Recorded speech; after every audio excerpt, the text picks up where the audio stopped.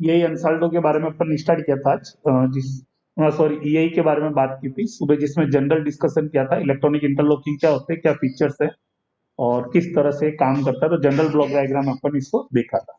अब अपन बात करेंगे माइक्रोलॉक 2 के बारे में।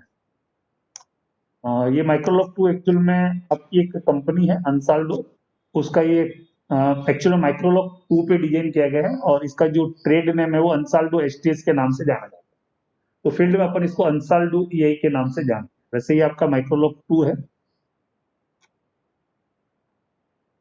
ये आपका जो रिले रूम में जो आपको माइक्रोलॉक का रैक जो है वो आपको इस तरह का दिखाई देगा।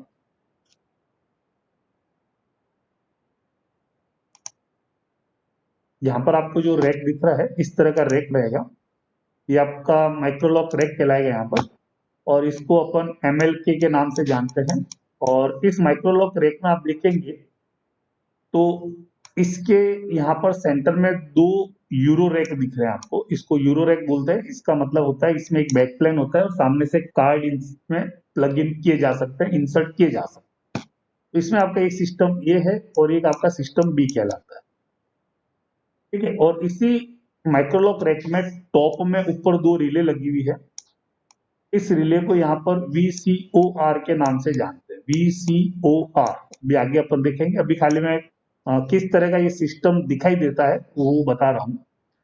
तो एक आपका माइक्रोलॉक रैक रहेगा और माइक्रोलॉक रैक की जो संख्या है आपके यार्ड में नंबर ऑफ रूट्स कितने हैं और उन रूट्स को ऑपरेट करने के लिए कितने फंक्शंस लगे हैं उसके ऊपर डिपेंड करते हैं। नॉर्मली आपका जो 3 लाइन स्टेशन होता है उसमें 2 रैक से काम चल जाता है, और 3 से 4 लाइन का अगर स्टेशन है तो 2 रैक से काम चल जाता है। अगर इससे ज्यादा है तो वहां पर नंबर ऑफ रैक की संख्या बढ़ती चली जाती है, ठीक है। इसी में आपका यहाँ पर नीचे मेटल टू कार्बन की कुछ रिले दिखाई दे रही है, ये आपकी स्विचिंग असेंबली है। और यह रिले सिर्फ उस सिस्टम में लगेगी जो सिस्टम आपका वार्म स्टैंड बाई मोड पे काम करता है, जो सुबह अपन ने डिस्कस किया था। अवेलेबिलिटी के नाम पे 3 कॉन्सेप्ट काम में लिए जाते हैं, जिसमें एक आपका कोल्ड स्टैंड बाई आता है, एक आपका वार्म स्टैंड बाई, एक आपका हॉट स्टैंड बाई। तो ये में अपन कोल्ड स्टैंड बाई यूज नहीं करते हैं फील्ड में, अपने जो प्रैक्टिस में वो दो ही है, वार्म स्टैंड बाई और हॉट स्टैंड बाई। तो जो system warm stand by mode में काम करता है उस सिस्टम में इस माइक्रोलॉक रैक के अंदर ही नीचे एक जगह, तो मैन आपकी मास्टर जो यूनिट रहेगी जो फाइनल डिसीजन जो लेती है, उस माइक्रोलॉक रैक में नीचे कुछ रिलेज लगी रहेगी बटन्स के साथ। ये आपकी स्विचिंग असेंबली कहलाती है।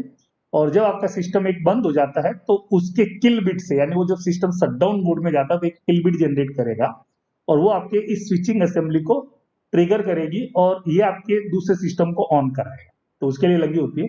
और जो system hot stand by mode में काम करता है उसके अंदर ये नीचे रिले नहीं लगी होगी। नीचे आपका एक टर्मिनेशन बोर्ड रहेगा, टर्मिनेशन के लिए कुछ वागो टर्मिनल दिए रहेंगे जो आपके इस माइक्रोलॉक रैक के अंदर आवश्यक जो पावर सप्लाई है और जो भी आपको आउटपुट के लिए जो वायरिंग करनी है वो नीचे वागो टर्मिनल पे करते हैं। तो ये फ्रंट से आपको इस तरह का दिखाई देगा,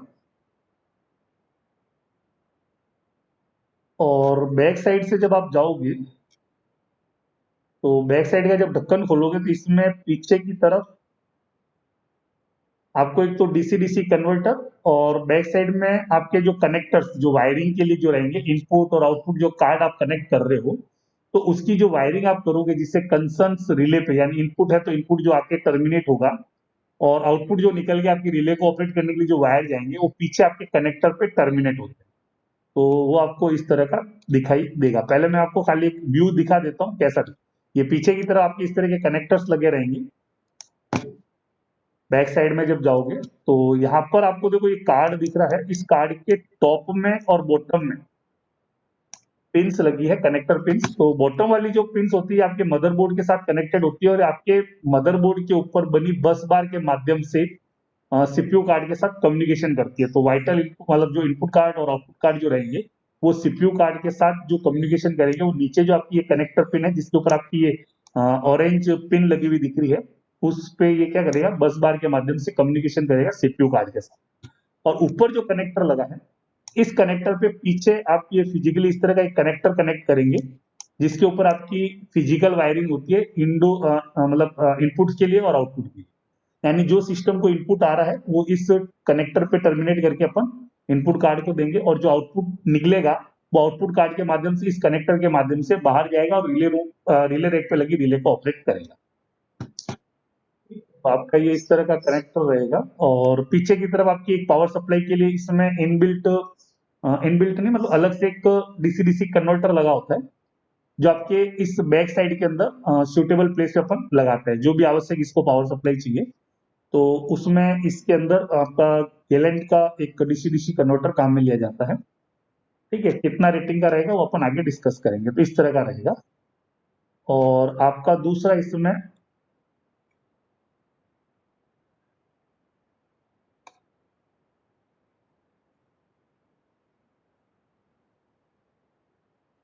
ये आपकी जो ऊपर रिले लगी थी वो आपकी इस तरह की रिले रहेगी, VCOR रिले, और ये आपकी मेटल टू कार्बन वाली रिले है और इसके ऊपर लिखा है 6 फ्रंट ऑब्लिक बैक, यानी ये डिपेंडेंट कॉन्टेक्ट वाली रिले। इस सिंबल को देखने से पता चलता है ये डिपेंडेंट। एक्चुअल में आप लोगों ने रिले पढ़ा होगा तो उसमें देखा होगा दो तरह की रिले आती है, एक आती है डिपेंडेंट कॉन्टेक्ट, एक इंडिपेंडेंट कॉन्टेक्ट।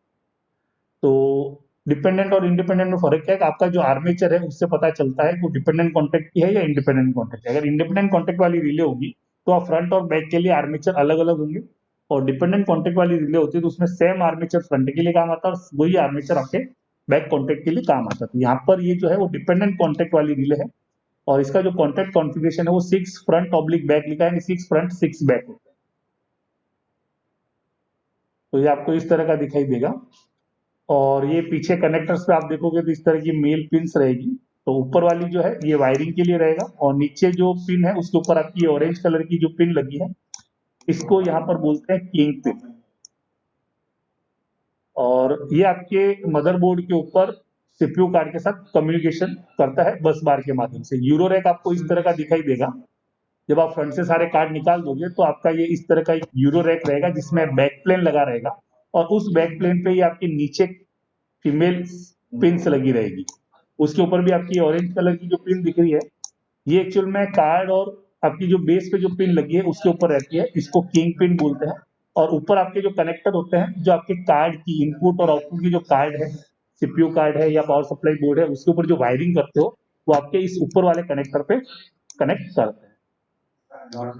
तो ये आपका इस तरह के पिंस रहेंगे। इसमें अपने पास जो कनेक्टर है वो दो तरह के काम में लेते हैं, एक आपका 96 का पिन का कनेक्टर आएगा, एक आपका 48 पिन का कनेक्टर आएगा। पहचान जो उसकी है, जो मोटा जो दिख रहा है ये आपका 48 पिन का कनेक्टर रहेगा और जो पतला आपको दिख रहा है ये आपका 96 पिन का कनेक्टर रहता है।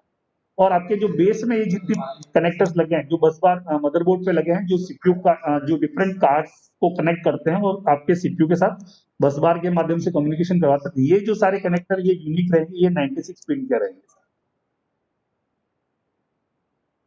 ठीक है, तो ये आपका बैक साइड से जब आप ढक्कन खोलोगे तो इस तरह से कनेक्टर पीछे लगे रहेंगे और उस कनेक्टर असेंबली के ऊपर ये आपको ग्रीन कलर की जो एक पीसीबी दिख रही है और उसके ऊपर आपके ब्लू कलर के कुछ जंपर्स दिख रहे हैं।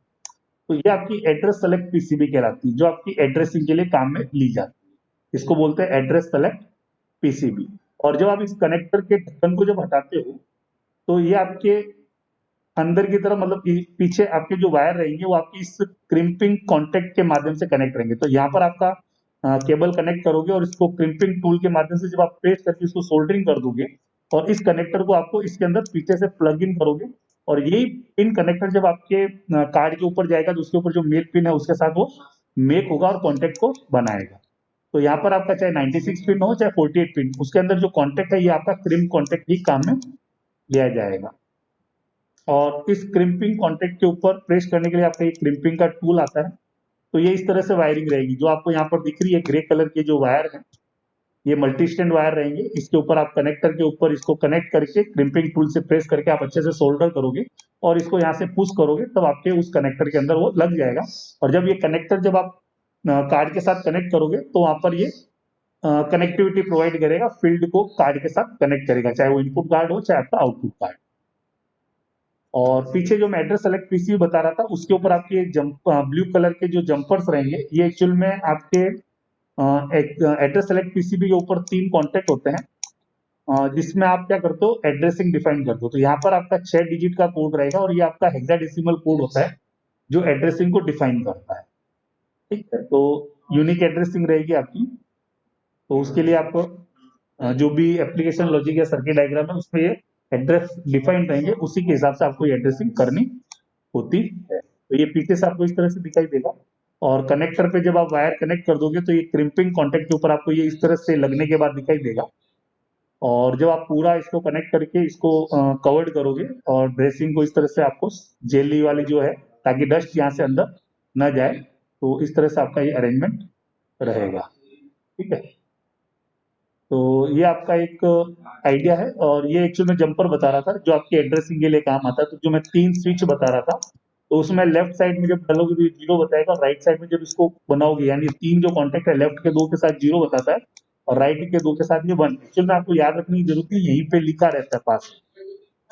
जब आप एड्रेस सेलेक्ट पीसी पे पीछे खड़े होंगे तो एक तरफ आपको 0 लिखा मिलेगा, एक तरफ आपका 1 लिखा रहेगा। तो जिधर ये लगा हुआ है, अगर मान लो 0 की तरफ 2 कॉन्टेक्ट के साथ लगा तो ये 0 को बताएगा और राइट साइड की तरफ लगा तो ये 1 को बताता है। इस तरह से आपका एक कोड बनेगा बीसीडी। उसको जब आप हेक्साडेसिमल में कन्वर्ट करोगे तो आपका एरर कोड को, सॉरी, एड्रेस को बताएगा। एरर नहीं, यहाँ पर एड्रेस के बारे में बताएगा। और ये आपकी ऑरेंज कलर की जो पिन होती है, जो बता रहा था मैं अभी आपको, जो कार्ड पे और बैक सॉरी मदरबोर्ड के ऊपर जो लगी रहती है, तो ये मेल फीमेल के कॉम्बिनेशन में आता है। और ये आपकी 16 पिन का एक रहता है, इसके अंदर से आप 6 पिन के द्वारा एड्रेसिंग करते हैं। इसमें आपकी ये 16 पिन का कॉम्बिनेशन है।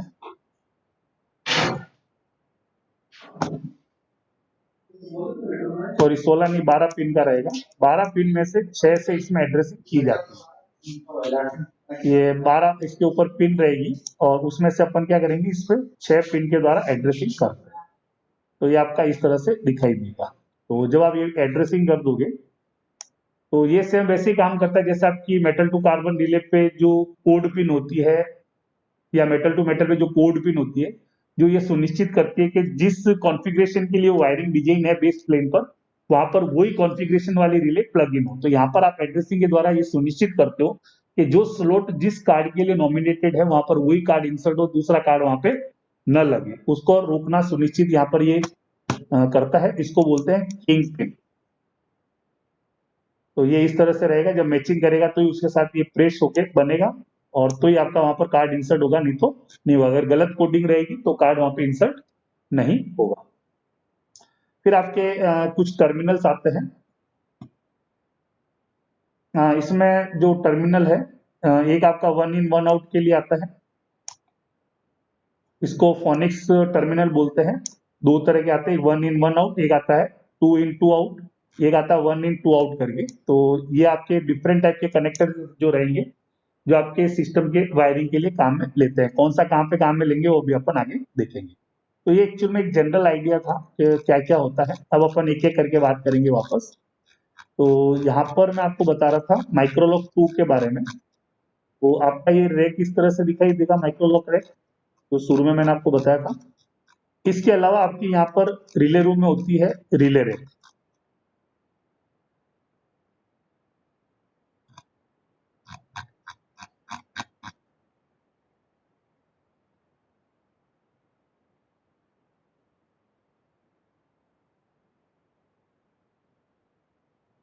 तो ये आपका माइक्रोलॉक रैक हो गया। फिर आपका होता है रिले रैक। इस रिले रैक के ऊपर रिले रहेगी और उस के ऊपर यहाँ पर आपके वागो टर्मिनल रहेंगे, जिसके ऊपर आप वायरिंग करोगे इस रिले की। या तो इनपुट के लिए अंदर जाएगा या आउटपुट के लिए बाहर वायर आएंगे और वो यहाँ पर आपके रिले को या तो ऑपरेट करेंगे या रिले से इनपुट आपके अंदर देंगे। और इसके अलावा आपके रिले रूम में एक होता है सिटी रैक। सिटी रैक क्या करता है, इंडोर और आउटडोर को कनेक्ट करने का काम करता है। और रिले रैक क्या करता है, आपका इंडोर और आउटडोर को आइसोलेट करने का काम। यानी फील्ड की जो इन्फॉर्मेशन आ रही है वो सिटी रैक पर आकर के पहले इस रिले रैक के ऊपर लगी रिले को ऑपरेट करेगी और इस रिले के फ्रंट कॉन्टेक्ट से सप्लाई चलेगी और आपके ये जो टर्मिनल है वहां से होते हुए आपके इनपुट कार्ड के ऊपर जो ऊपर जो कनेक्टर लगा है वहां से आपके इनपुट कार्ड को जाएगी और वो इनपुट कार्ड वो सूचना किसको देगा, सीपीयू कार्ड को। और उसके बाद सीपीयू कार्ड जो कमांड भेजता है वो आउटपुट कार्ड को देता है और आउटपुट कार्ड यहाँ से जो कमांड भेजता है वो यहाँ पर ऊपर आपके या तो टर्मिनल लगे रहेंगे, वागो टर्मिनल, या कहीं कहीं पे इस माइक्रोलॉक रैक में अंदर ही लगे रहते हैं। तो वहां से ये क्या करता है, आपके रिले के कोइल पर भेजता है R1 R2 पे, और जब रिले पिकअप होती है तो उस रिले के फ्रंट कॉन्टेक्ट से सप्लाई चल के आपके सीटी रैक पर जाती है और फील्ड में लगी जो भी फंक्शन है उसको वो ऑपरेट करती है। इस तरह से आपका सिस्टम काम करता है। तो यहाँ पर आप देख रहे होंगे पिक्चर में राइट साइड में आपको माइक्रो लॉक दिखाई दे रहे हैं बहुत सारे। तो एक्चुअल में यहाँ पर नंबर ऑफ या जो है रूट ज्यादा है, जिसकी वजह से यहाँ पर ये नंबर ऑफ जो माइक्रो लॉक है इसकी संख्या ज्यादा है। लेकिन यहाँ पर आपको दिख रहा होगा रिलेज की संख्या कम है। तो यहाँ पर रिले वही काम में मतलब उतनी रिले लगती है जितने फील्ड में आपके पास फंक्शन या पॉइंट्स या बिट्स है। इसके अलावा इंटरलॉकिंग की जितनी भी रिले होती है जो इंटरनली आप बनाते हो वहां पर इसकी जरूरत नहीं है, इसलिए यहाँ पर आपको कम स्पेस में भी आप इसको इंस्टॉल कर सकते हैं। तो ये इसका एडवांटेज था। अब अपन माइक्रोलॉक की बात करेंगे तो पहले हार्डवेयर की बात करेंगे। माइक्रोलॉक रैक में क्या होता है, देखो रिले रैक के बारे में आप सब जानते हो, सेम वैसी चीजें रहेगी। और सिटी रैक के बारे में जानते हो कैसे करते हैं। अब अपन खाली माइक्रोलॉक रैक के बारे में बात करेंगे क्या क्या होता है। तो माइक्रोलॉक रैक अभी जो मैंने आपको फोटो बताया था उसके अंदर एक होती है आपकी जीरो रैक जो बताई मैंने, दो होती है, उसको यहाँ पर बोलते हैं कार्ड फाइल। एक माइक्रोलॉक में अधिकतम दो कार्ड फाइल होती है, जो आपको मैंने सिस्टम ए और सिस्टम बी बताया था, दो कार्ड फाइल रहेगी। और इस कार्ड फाइल में 20 स्लॉट्स होते हैं, जिसको J1 से लेके J20 तक जानते हैं। इसका जो नंबरिंग करने का जो प्रैक्टिस है वो J1 से J20 लिया जाता है। लेफ्ट से राइट काउंटिंग रहेगी। जब आप फ्रंट में खड़े रहेंगे कार्ड फाइल के, तो लेफ्ट से राइट आप काउंटिंग करोगे तो J1 से J20 इसका नंबरिंग चलेगा। तो टोटल ऐसे आपके 20 स्लॉट्स हो गए। दो कार्ड फाइल है जिसमें एक कार्ड फाइल आप सिस्टम ए के लिए नॉमिनेटेड रहेगा, दूसरा आपका सिस्टम बी के लिए रहेगा। और ये सिस्टम ए और बी जो है ये आपके उस कॉन्फ़िगरेशन के लिए काम आता है अवेलेबिलिटी के लिए। मैंने आपको बताया था सिस्टम आपका हमेशा अवेलेबल बना रहे, तो उसके लिए यहाँ पर हॉट स्टैंड बाई और वार्म स्टैंड बाई मोड काम में लेते हैं। तो चाहे कोई भी मोड हो आपकी ये दो सिस्टम उसके अंदर रहेगी, यानी दो कार्ड फाइल उसके अंदर रहती है। उसके अंदर अपन जब प्रोग्रामिंग करेंगे तब डिसाइड करेंगे भाई हॉट स्टैंड बाई में काम ले रहे हो या वार्म स्टैंड बाई। ठीक है। फिर आपका नेक्स्ट आता है सीपीयू बोर्ड। तो एक कार्ड फाइल के लिए एक सीपीयू बोर्ड रहेगा। यहाँ पर दो कार्ड फाइल है, यहाँ पर दो सीपीयू बोर्ड्स रहेंगे। फिर आपके सिस्टम को चलाने के लिए पावर सप्लाई की जरूरत पड़ेगी, तो एक कार्ड फाइल के लिए एक पावर सप्लाई रहेगी। यहाँ पर दो कार्ड फाइल है तो यहाँ पर दो लगेंगे, एक माइक्रोलॉक। एक कार्ड फाइल के लिए एक है और माइक्रोलॉक में दो है। फिर आपके यहाँ पर आता है वाइटल आउटपुट बोर्ड। अब यहाँ पर माइक्रोलॉक में क्या है, आपकी जो वाइटल जो रिले है, जो मतलब फील्ड के गियर को जो ऑपरेट करती है, जिसको बोलेंगे वाइटल आउटपुट। जहां से आउटपुट निकल के आपके रिले रैक पे लगी रिले के पास जाता है, यानी उसको ऑपरेट करता है, और वहां से सप्लाई चल के फील्ड में जाती है और उस पर्टिकुलर फंक्शन को ऑपरेट करती है। तो ये आपकी वाइटल इंफॉर्मेशन है। तो यहाँ पर इसको वाइटल आउटपुट बोर्ड के नाम से जानते हैं। इसकी जो पहचान रहेगी, बोर्ड के ऊपर आप जब देखोगे तो नीचे आउट लिखा रहेगा, इसका मतलब वो वाइटल आउटपुट बोर्ड है। अभी आगे आएगा, मैं बताऊंगा वापस आपको। फिर आपका इसमें होता है vital input board. Vital input board जो होता है ये आपकी वाइटल जो इन्फॉर्मेशन यानी जो फील्ड से जो इन्फॉर्मेशन आ रही है उसको रीड करने का काम है।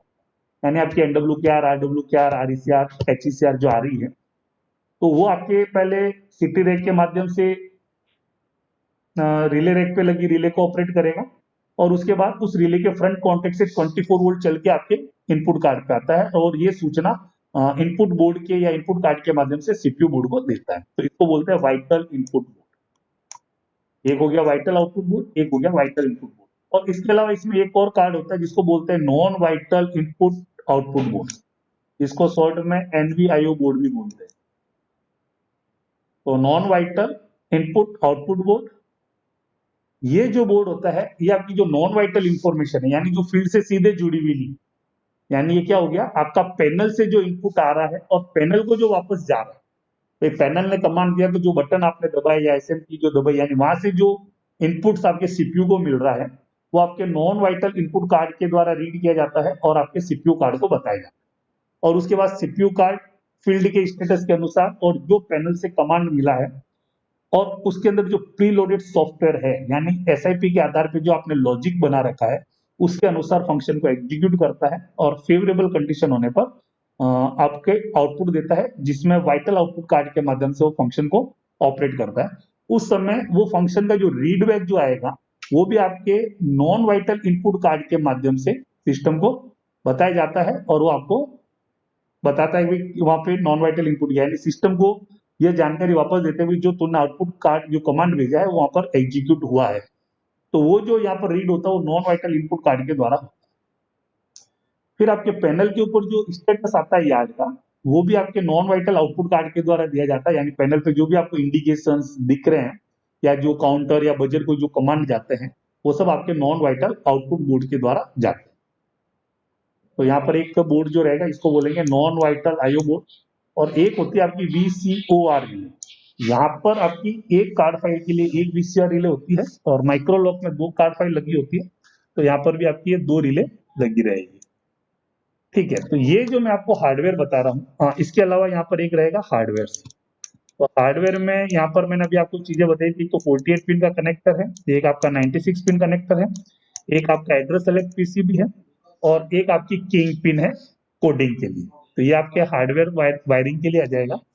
यहाँ तक जो सिस्टम मैंने बताया था, ये आपका वार्म स्टैंड बाई मोड में काम कर रहा है, तो यही कार्ड।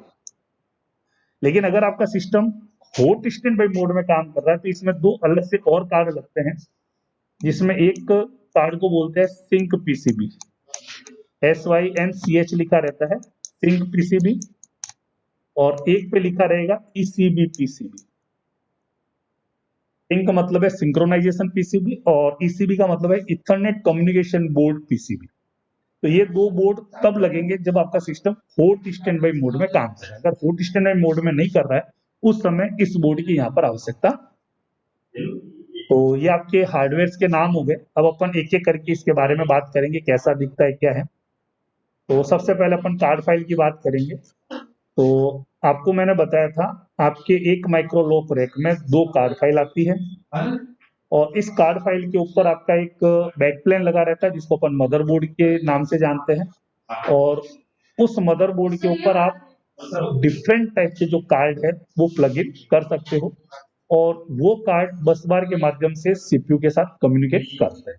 ठीक है, अब आपकी जो एक कार्ड फाइल होती है, उसमें टोटल 20 स्लॉट्स होते हैं। एक कार्ड फाइल में 20 स्लॉट्स रहेंगे, और उस स्लॉट का जो नंबरिंग रहेगा वो लेफ्ट से राइट चलेगा, जिसको अपन डायग्राम में J1 से J20 के नाम से जानते हैं। एक्चुअल में ये नोमेनक्लेचर फिक्स्ड है, J1 से लेके J20 के रूप में रहेगा, यूनिफॉर्म है। ठीक है, और इस J1 से लेके J20 तक आप जो स्लॉट है उसमें 20 कार्ड अकोमोडेट कर सकते हो, लेकिन यहाँ पे 20 कार्ड काम में नहीं लिए जाते हैं। यहाँ पर कुछ स्लॉट रिजर्व्ड है, तो उसमें स्लॉट नंबर जो 16-17 है, ये एक्चुअल में कंबाइंड पेयर के रूप में रहेगा, और इसके अंदर आप पावर सप्लाई बोर्ड जो रहेगा उसको आप यूज करेंगे। यानी 16-17 नंबर जो स्लॉट है, दोनों में एक्चुअल में इसके कार्ड की जो चौड़ाई आती है वो ज्यादा आती है, तो वो 2 स्लॉट की जगह को अकोमोडेट करता है, और ये इस कार्ड फाइल में फिक्स एड्रेस पे लगेगा, इसको आप कहीं और नहीं लगा सकते। तो जो पावर सप्लाई बोर्ड जो लगेगा वो स्लॉट नंबर 16-17 में लगेगा। फिर आपका एक आता है सीपीयू बोर्ड, जो आपकी माइक्रोलॉक का जो मेन ब्रेन है, यानी जो प्रोसेसर है, जिसको अपन सीपीयू के नाम से जानते हैं, सेंट्रल प्रोसेसिंग यूनिट या सीपीयू कार्ड, उसका भी स्लॉट फिक्स है, वो आपका स्लॉट नंबर 18 और 19 में लगता है। तो ये जो आपके 2 स्लॉट मैंने बताए, 16-17 में पावर सप्लाई बोर्ड और 18-19 में सीपीयू बोर्ड। इसके अलावा आपके जो स्लॉट बचे 1 से 15 नंबर और 20 नंबर, इसमें आप बाकी के जो मैंने कार्ड्स के नाम बताए, आवश्यकता अनुसार कोई भी कार्ड लगाए जा सकते हैं, और अगर कोई स्पेयर बचता है तो वहां पर डमी कार्ड का यूज किया जाता है, ताकि वहां पर डस्ट एंटर न हो। डमी प्लेट लगाई जाती है, एक्चुअली में कार्ड नहीं होता पूरा, सामने की तरफ एक डमी प्लेट्स लगी होती है, जो आपके क्या करती है, उस इस खाली जगह को भरने का काम करती है, जिसकी वजह से क्या है, आपका डस्ट अंदर की तरफ न जाए। तो मैंने बताया था 20 स्लॉट्स हैं, उस 20 स्लॉट में 16-17 नंबर पावर सप्लाई बोर्ड के लिए रिजर्व है, और 18-19 जो है वो सीपीयू बोर्ड के लिए रिजर्व है। इसके अलावा अब आपके पास जो स्लॉट बचे वो है 1 से 15, यानी टोटल 15 स्लॉट ये बचे, और एक आपका 20 नंबर स्लॉट बचा, यानी टोटल 16 स्लॉट बचे। इन 16 स्लॉट के अंदर आप यार्ड की आवश्यकता के अनुसार vital input, vital output, non vital IO card, sync PCB और ईसीबी पीसीबी, अगर वहां पर हॉट स्टेट बाई मोड का है तो कहीं पे भी इसको लगाया जा सकता है, यानी उसका कोई फिक्स स्लॉट नहीं है। आप 1 से लेके 15 नंबर में और 20 नंबर में कहीं भी लगा सकते हैं, लेकिन फील्ड में प्रैक्टिस यह एक यूनिफॉर्मिटी काम में ली गई है, ताकि कंफ्यूजन क्रिएट ना हो। तो फील्ड में क्या किया गया है, 1 नंबर और 2 नंबर जो कार्ड है, तो अगर हॉट स्टैंड बाई मोड में काम कर रहा है तो वहां पर सिंक पीसीबी और ईसीबी पीसीबी लगाते हैं। ऐसा कोई फिक्स नहीं है कि वहीं पे लगाना है, लेकिन प्रैक्टिस है, फील्ड में अपन ये प्रैक्टिस काम में लेते हैं। बाकी आप इसको कहीं पे भी लगा सकते हो, लेकिन जहां पे भी आप लगाओगे तो जो स्लॉट में आपने लगाया है तो एप्लीकेशन लॉजिक जब अपन लिखते हैं तो वहां पर अपन एड्रेस डिफाइन करेंगे भाई किस एड्रेस पर इसको लगाया गया है, और उस एड्रेस के माध्यम से ये सीपीयू का अपना स्टेटस बताता है। ठीक है, प्रैक्टिस में आपको ये बताया था फील्ड में ये रहती है 1 नंबर 2 नंबर जो है, अगर system hot stand by mode में काम कर रहा है तो वहां पर पहला जो स्लॉट है उसमें सिंक पीसीबी लगती है, दूसरे स्लॉट में आपकी ईसीबी पीसीबी लगती है। और अगर आपका इसके अलावा जो स्लॉट रहेंगे उसमें प्रैक्टिस या लेफ्ट साइड में पहले वाइटल आउटपुट बोर्ड, फिर वाइटल इनपुट बोर्ड और नॉन वाइटल आईओ बोर्ड लगाए जाते हैं। 3 तरह की मतलब ये है जो कार्ड है, पहले आपके दो कार्ड दो स्लॉट में फिक्स कर दिया आपने, 1 नंबर 2 नंबर में जो है सिंक पीसीबी और ईसीबी पीसीबी। इसके अलावा आपका 3 से लेके 15 और 20 नंबर में, इसके अंदर भी ये प्रैक्टिस लेते हैं, पहले आपके जितने वाइटल आउटपुट बोर्ड है वो लगाएंगे, उसके बाद आपके वाइटल इनपुट बोर्ड और उसके बाद आपका नॉन वाइटल आईओ बोर्ड लगाएगा। ये एक्चुअल में प्रैक्टिस है, वैसे मैंने बताया था यहाँ पर 1 से 15 और 20 कहीं पे भी कोई भी कार्ड काम में लिया जा सकता है, यानी उनका कोई यूनिक स्लॉट नहीं है, जैसे आपके पावर सप्लाई बोर्ड के लिए और सीपीयू बोर्ड के लिए था। ठीक है, इस कार्ड फाइल के अंदर गाइड्स लगी रहती है और वो गाइड खाली सपोर्ट करती है जो कार्ड आप इंसर्ट कर रहे हो वो प्रॉपर स्लॉट में इंसर्ट हो, किसी और जगह तिरछे अंदर न लगे। तो उसके लिए आप कार्ड फाइल में देखोगे इस तरह की आपकी गाइड्स लगी रहती है। यहाँ पर आपको ये ऊपर ब्लैक कलर की पट्टी दिख रही है जिसके अंदर आप जब कार्ड इंसर्ट करते हो तो प्रॉपर डायरेक्शन में एकदम स्ट्रेट इन होते हैं और वो प्रॉपर जाकर के आपके जो मदरबोर्ड है उसके ऊपर जो कनेक्टर पिन लगी है उसके ऊपर जाकर प्रॉपर इंसर्ट होते हैं। ठीक, और जो अनयूज्ड जो होती है उसके ऊपर एक ब्लैंक पैनल या पट्टी लगाते हैं जो आपके डस्ट को अंदर जाने से रोकती है।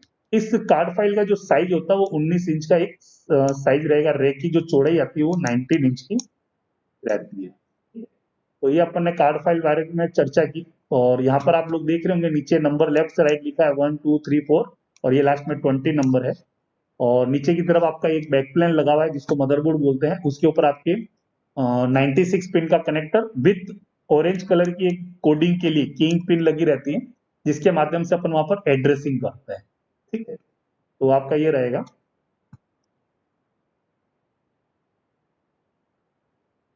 ये आप जब नजदीक से देखोगे तो आपको इस तरह से रहेगा, नीचे आपको ये ब्लैक कलर की दिख रही है, ये आपका एक गाइड रहता है जो कार्ड आप इंसर्ट करते हो तो एकदम स्ट्रिक्ट पर्टिकुलर स्लॉट में जाने देता है, तिरछा उसको इंसर्ट नहीं होने देता है। ठीक है, तो ये आपके बैक प्लेन कनेक्टर कहलाएंगे, और ऊपर वाले जो होते हैं उसको अपन एक्सटर्नल कनेक्टर बोलते हैं जिसका प्रयोग अपन बाहर से जो वायर आ रहे हैं या बाहर जो अपन सप्लाई भेजेंगे या बाहर से जो इनपुट आ रहा है या बाहर जो आउटपुट भेजेंगे उसकी वायरिंग अपन ऊपर ये जो स्लॉट है यहाँ पर ये जो खाली प्लेट दिख रही है यहाँ पर आपके डिफरेंट टाइप के कनेक्टर लगाए जाएंगे। इसमें 2 तरह के कनेक्टर अपन काम में लेते हैं, एक आपका 48 पिन का रहेगा, एक आपका 96 पिन का कनेक्टर रहेगा। ठीक है, और एक आपकी ये ऑरेंज कलर की जो किंग पिन होती है, इनको किंग पिन या किंग गाइड बोलते हैं, ये आपकी एड्रेसिंग का कोडिंग का काम करती है, यानी यहाँ पर ये सुनिश्चित करती है कि जिस स्लॉट के लिए आपने नॉमिनेटेड कर रखा है कोई यहाँ पर आउटपुट कार्ड लगेगा या इनपुट कार्ड लगेगा या सिंक पीसीबी लगेगी या नॉन वाइटल जो आईओ बोर्ड है वो लगेगा, तो जब आप एक बार वो एड्रेस डिफाइन कर दोगे भाई मेरे को इस स्लॉट में ये कार्ड ही लगाना है, तो फ्यूचर में जब आप कार्ड बदलते हो तो आपको बार बार देखने की जरूरत नहीं, अगर वो प्रॉपर होगा तो इंसर्ट होगा।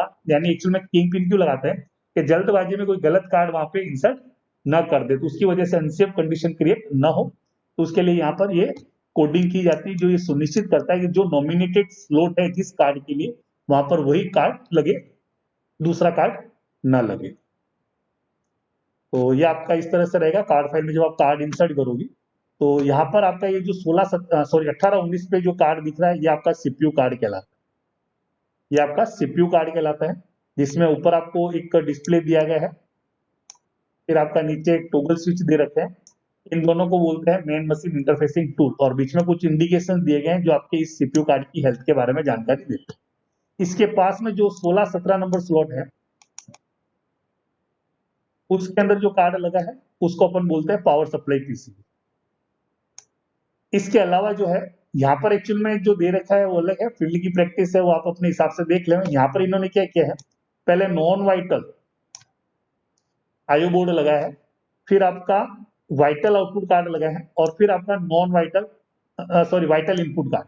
पहला है नॉन वाइटल आईओ बोर्ड, फिर आपका है वाइटल आउटपुट बोर्ड, और फिर है आपका वाइटल इनपुट बोर्ड। ये प्रैक्टिस काम में ली है।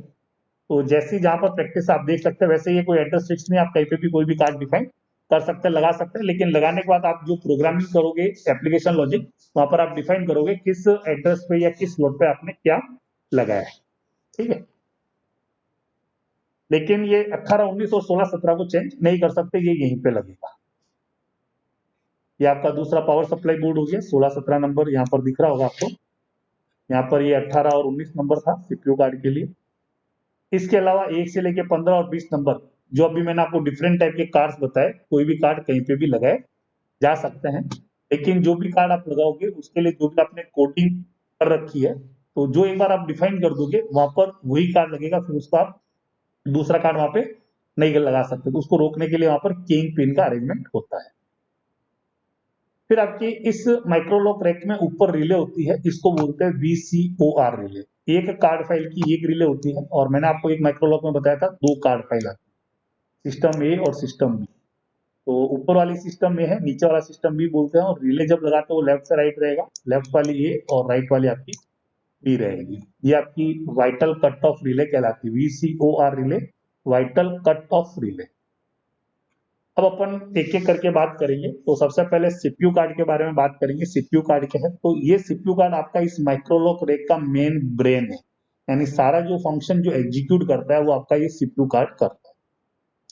फ्रंट से आप देखोगे तो सीपीयू कार्ड आपको इस तरह का दिखाई देगा, जिसमें ऊपर 2 डिस्प्ले यूनिट दी गई है,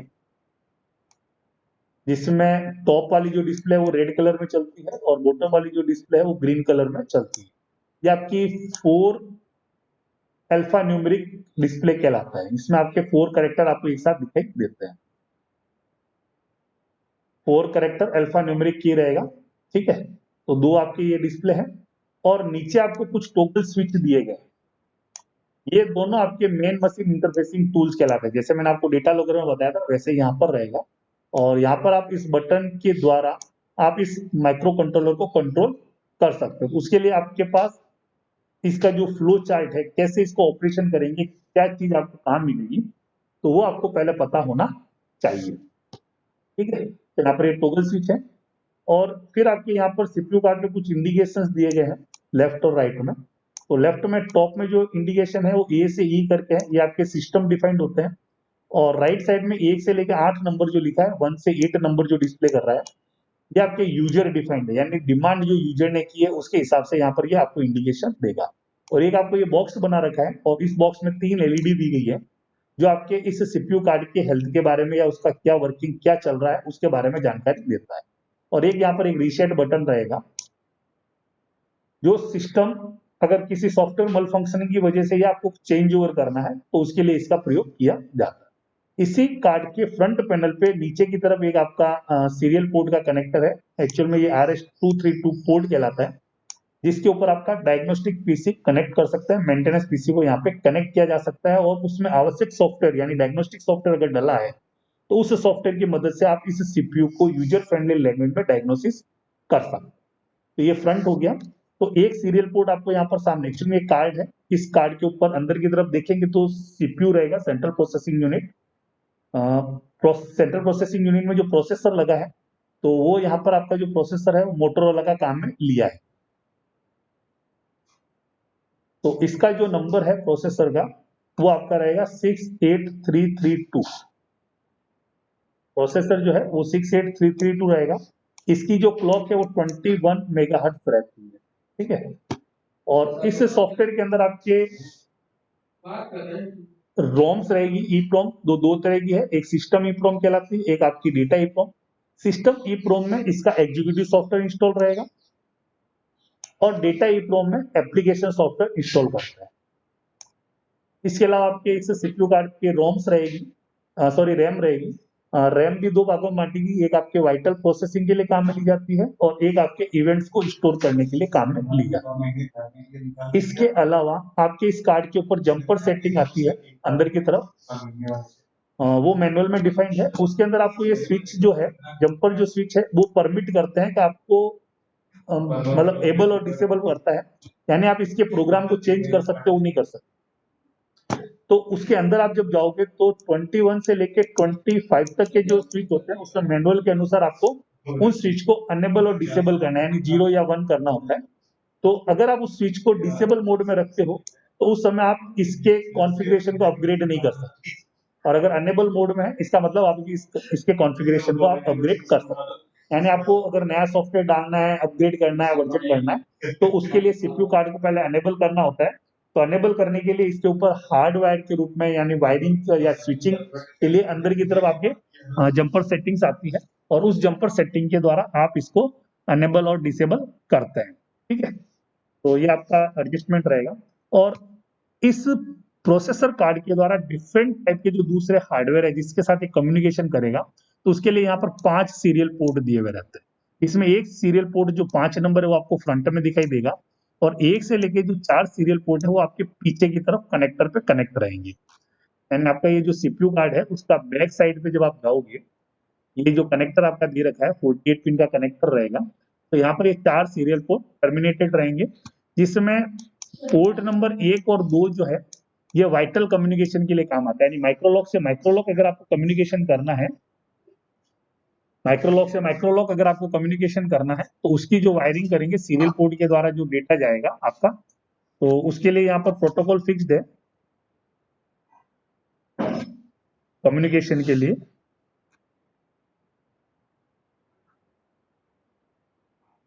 तो RS485 प्रोटोकॉल कम्युनिकेशन प्रोटोकॉल काम में लिया गया है पोर्ट 1 और पोर्ट 2 के लिए। ये आपका क्या करता है, माइक्रोलॉक टू माइक्रोलॉक जो कम्युनिकेशन हो रहा है वो आपके पोर्ट नंबर 1 और 2 से किया जाता है। फिर आपका पोर्ट नंबर जो 3 है, सीरियल पोर्ट है ये भी, और पोर्ट नंबर जो 4 है ये आपके नॉन वाइटल कम्युनिकेशन के लिए काम आते हैं। और यहाँ पर आपका जो पोर्ट नंबर 3 जो है ये आपके RS423 प्रोटोकॉल को काम में लेता है, और उसके द्वारा आप क्या करते हो, ऑपरेटर या मेंटेनेंस पीसी जो है या पैनल जो है उसको आप यहाँ पे कनेक्ट कर सकते हो।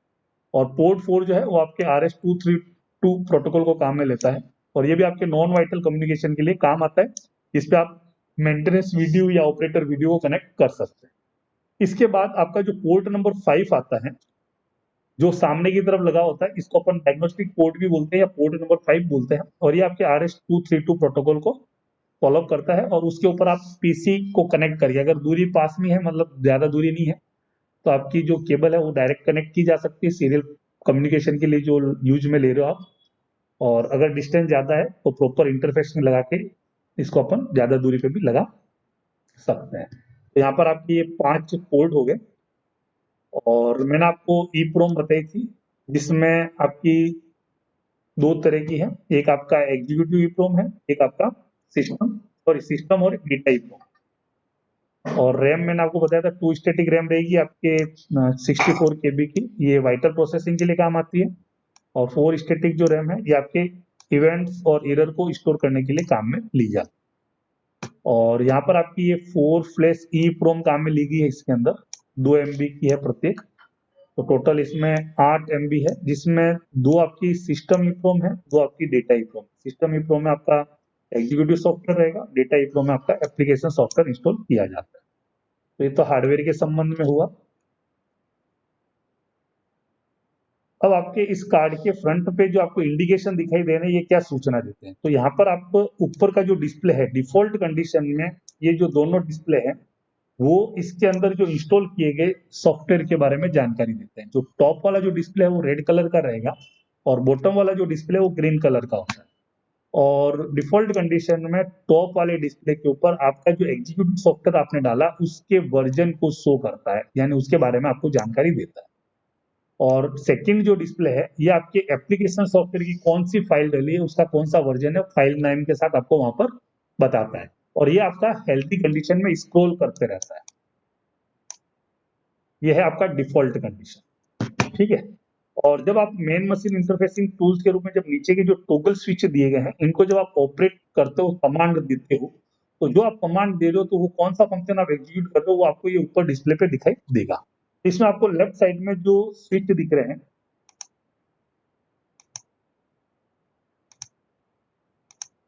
तो लेफ्ट साइड में जो 2 स्विच है, टॉगल स्विच जिसके पास में लिखा है मेनू, तो ये आप जो फंक्शन या एग्जीक्यूट करना चाहते हो, जैसे आपकी किताब में जैसे इंडेक्स होती है, चैप्टर 1 में जाना है, फिर चैप्टर 1 में सब मेनू कौन सा है, तो वही सेम आपका कमांड यहाँ पर रहेगा। ऊपर वाला आपका मेन मेनू सेलेक्ट करेगा, नीचे वाला आपका सब मेनू सेलेक्ट करेगा। तो ऊपर वाला जो स्विच है वो लेफ्ट और राइट मूव करता है, और ये 3 पोजीशन स्विच है, सेंटर पोजीशन में रहता है। जब आप लेफ्ट ले जाके छोड़ते हो तो ये वापस खुद ही सेंटर में आ जाता है, राइट ले जाते हो तो ये वापस सेंटर में आ जाता है, इसलिए इसको टॉगल स्विच बोलते हैं। और नीचे वाला जो है वो अप और डाउन मूव करता है, यानी आपके सब मेनू में अंदर की तरफ जो भी आपने मेन मेनू सेलेक्ट किया उसके अंदर जाने में भी आपकी मदद करता है। और राइट साइड में ऊपर वाला जो स्विच है जिसके ऊपर लिखा है एडजस्ट, तो अप और डाउन के माध्यम से आप जो भी वेरिएबल्स डिफाइन करना चाहते हो वो आप वहां पे जाके कर सकते हो। और जो आपने वेरिएबल चेंज किया है उसको इंप्लीमेंट करना, ये आपके चौथा जो स्विच है नीचे की तरफ जो लगा हुआ है जिसके ऊपर लिखा है एक्शन, और नीचे 2 पोजीशन है एक्सेप्ट और रिजेक्ट। तो जब आप एक्सेप्ट की तरफ करोगे तो जो भी आपने वेरिएबल डिफाइन किया वो एक्सेप्ट हो जाएंगे, और रिजेक्ट की तरफ करोगे तो वो जो भी कमांड आपने किया वो रिजेक्ट हो जाएगा। ठीक है, तो इनको बोलते हैं अपन मैन मशीन इंटरफेसिंग टूल्स। तो यहाँ पर जब आप कमांड दोगे तो जो भी आप काम कर रहे हो वो आपको इस डिस्प्ले पे दिखाई देगा। फिर इसके अलावा आपके यहाँ पर कुछ एलईडीज दे रखी है, ये आपके इस सीपीयू के हेल्थ के बारे में जानकारी देती है, सिस्टम के फंक्शन के बारे में जानकारी देती है। लेफ्ट साइड में जो एलईडी लगी है ए से लेके ई, ए बी सी डी, ये येलो कलर की एलईडी है, और ये आपके सिस्टम डिफाइंड रहती है, यानी सिस्टम के लिए रिजर्व रहती है। और ये आपके सीरियल कम्युनिकेशन जो हो रहा है उसके स्टेटस के बारे में जानकारी देती है। और राइट साइड में जो आपकी एलईडी लगा रखी है 1 से 8 जो नंबर डिस्प्ले कर रहा है, और इस एलईडी का जो कलर होता है वो रेड होता है, और ये आपकी यूजर डिफाइंड होती है, यानी यूजर ने जो अलार्म डिमांड कर रखे हैं भी उसको क्या इंफॉर्मेशन चाहिए वो इंफॉर्मेशन यहाँ पर एलईडी पे मिलती है। तो आपके ये स्टेशन टू स्टेशन अलग हो सकता है, तो आपके स्टेशन पे यहाँ पर यूजर डिफाइंड में कौन से इंडिकेशन का क्या मतलब है, तो वो आप एप्लीकेशन सॉफ्टवेयर जब आप ओपन करेंगे उसकी एक कॉपी आपके पीसी में भी रहती है। तो जब आप उसको ओपन करेंगे तो उसमें एलईडी में जब आप जाओगे एलईडी डिटेल में, तो वहां पर ये पूरी 1 से लेकर 8 एलईडी का क्या फंक्शन है वो वहां पर आपको मिलता है। तो आप उस फंक्शन के बारे में पता करके आप इसके क्या डिफाइन किया गया है वो वहां पर आप देख सकते हैं। यानी 1 नंबर एलईडी या 2 नंबर, जैसे मान लो मेरे डेटा लॉगर को डेटा जा रहा है कि नहीं जा रहा है, तो यहाँ पर मैंने 4 नंबर डिफाइन किया, तो अगर डेटा जा रहा है तो एलईडी नहीं जलेगी, और डेटा नहीं जा रहा है तो उस समय एलईडी जल के सूचना देगी कि वहां पर वो डेटा नहीं जा रहा है। ठीक है, तो ये आपका यूजर डिफाइंड रहता है। तो क्या फंक्शन है, तो आपको एप्लीकेशन सॉफ्टवेयर में जाके पता करना है अपने स्टेशन के ऊपर। तो जब आप उसको ओपन करके एलईडी में सर्च करेंगे तो एलईडी में ये पूरे 8 की 8 एलईडी वहां पर डिफाइंड रहेगी, 1 नंबर किसके लिए, 2 नंबर किसके लिए और 8 नंबर किसके लिए। फिर आपका यहाँ पर एक ब्लॉक बना हुआ व्हाइट कलर का, उसमें 3 एलईडी दी गई है जिसमें ऊपर पे लिखा है ऑनलाइन। ऑनलाइन की एलईडी ग्रीन कलर की जल रही है, इसका मतलब मेरा सिस्टम हेल्दी है और वर्किंग कंडीशन। ऑनलाइन में अगर मेरी सिस्टम जल रही है तो इसका मतलब मेरा सिस्टम जो है उसने जब इनिशियल आपने स्टार्ट किया था प्रॉपर डायग्नोस हो गया है और हेल्दी कंडीशन। और जब वीपीपी ऑन की एलईडी जलती है तो वीपीपी ऑन की एलईडी आपकी तभी जलेगी जब आपका ये सिस्टम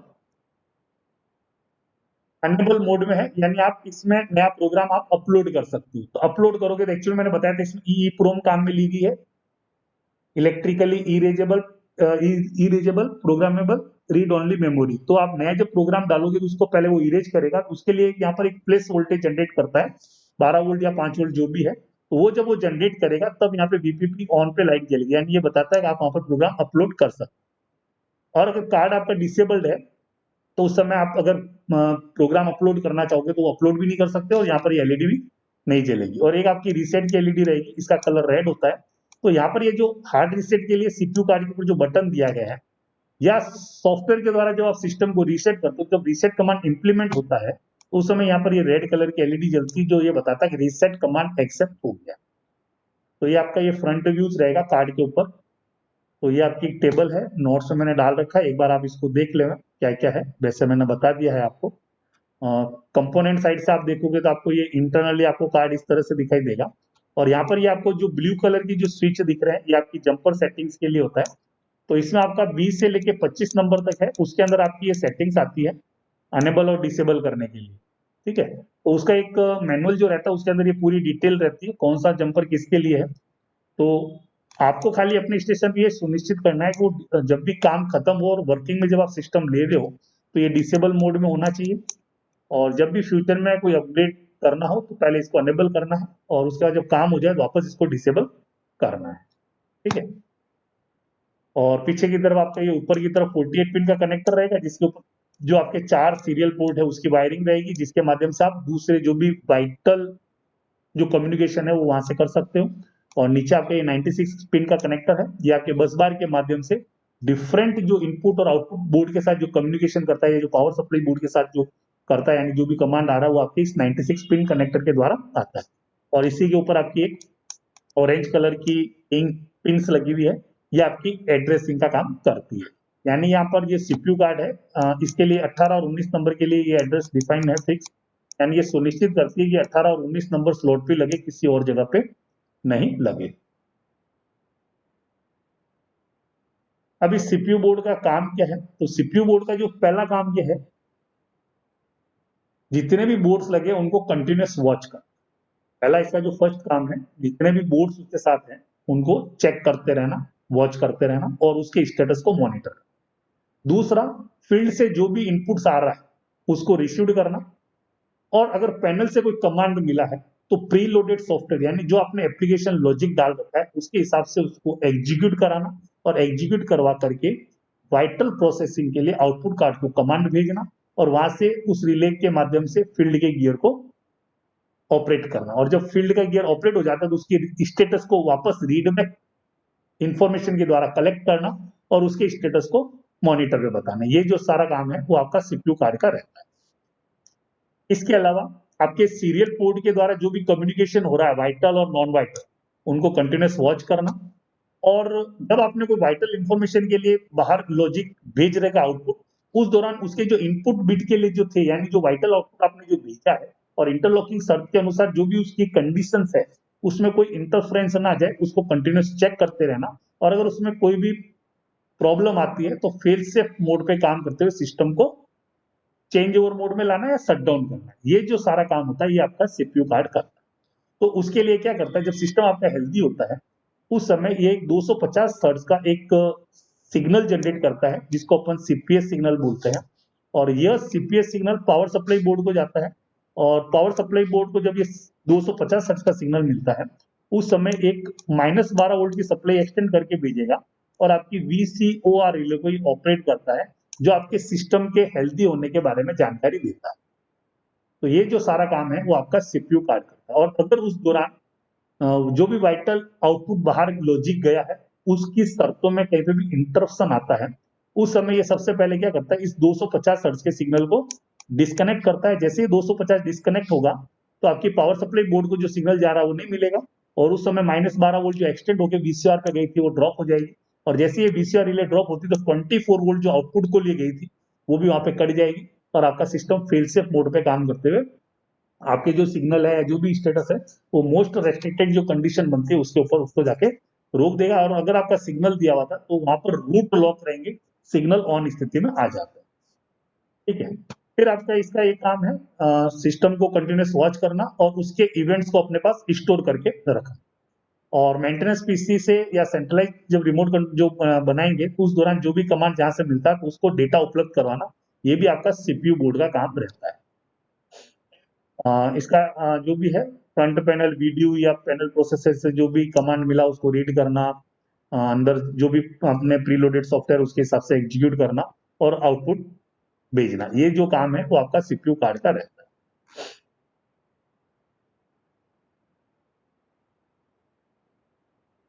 और इस सीपीयू कार्ड के ऊपर मैंने बताया था सामने की तरफ एक आपका सीरियल पोर्ट रहेगा, ये डायग्नोस्टिक पोर्ट है। तो इसके ऊपर ये डायग्नोस्टिक पीसी के साथ इंटरफेरेंस करते हुए और उससे द्वारा जो भी कमांड मिलता है उस कमांड के अनुसार फंक्शन को एग्जीक्यूट कराना, ये भी आपका सीपीयू बोर्ड का काम रहता है।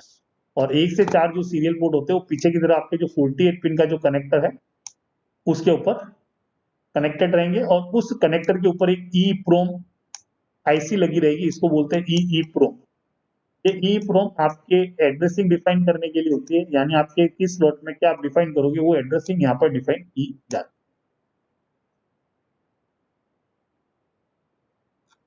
तो ये आपका सीपीयू बोर्ड के बारे में फंक्शंस हुआ, क्या काम करता है। ये डिस्प्ले मैंने आपको बताया था, ऊपर वाला रेड रहेगा नीचे वाला ग्रीन है, और हेल्दी कंडीशन में ये स्क्रॉल करना चाहिए। तो जब भी यही अंसार डूम में या इसमें माइक्रोलॉक 2 में फेलियर या ट्रबल आता है तो जब अपन रिले रूम में जाते हैं तो सबसे पहले अपन को यही ऑब्जर्व करना होता है कि आपका सीपीयू का स्टेटस क्या है। तो वो हेल्दी कंडीशन में स्क्रॉल करते हुए होना चाहिए। अगर वो स्क्रॉल नहीं है, होल्ड कंडीशन में है, तो सबसे पहले उसी को आपको अप्रोच करना है। और उसके बाद आपको इंडिकेशन देखना है। अगर ये हेल्दी कंडीशन में स्क्रॉल कर रहा है तो उसके बाद आपको यहाँ पे इंडिकेशन देखना है और उसके बाद जो भी स्टेप्स है पैनल पे देखना है और उसके बाद आपको आगे बढ़ना होता है। तो ये आपके हो गए। जो लेफ्ट साइड में एलईडी थी ये येलो कलर की एलईडी है, ये सिस्टम डिफाइंड है, और 1 से 8 जो है रेड कलर की है, ये आपकी यूजर डिफाइंड है। ये रीसेट बटन है और ये आपके टॉगल स्विच है जो आपके इस सीपीयू को कंट्रोल करने के लिए काम में लेते हैं। नेक्स्ट जो कार्ड आता है उसको अपन बोलते हैं power supply board. Power supply board तो ये आपका 16-17 नंबर स्लॉट में लगेगा। और इस कार्ड पे आप जो फ्रंट में देखोगे तो सिर्फ 2 एलईडी दी गई है। एक पे लिखा है 5 वोल्ट ऑन, एक पे लिखा है VCOR, दोनों ग्रीन कलर की एलईडी है। और नीचे इस पे लिखा रहेगा पावर सप्लाई। कार्ड के ऊपर क्या लिखा रहेगा? Power supply.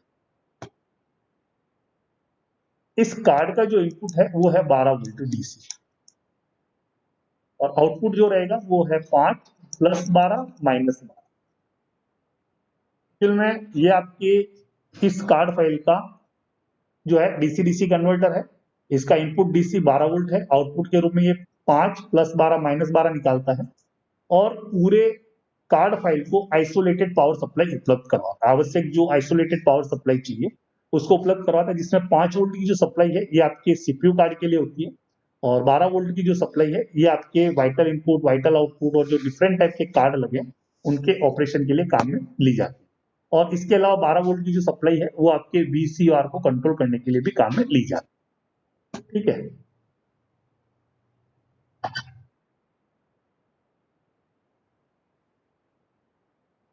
तो ये पावर सप्लाई बोर्ड का एक तो बताया 5 वोल्ट +12 - 12।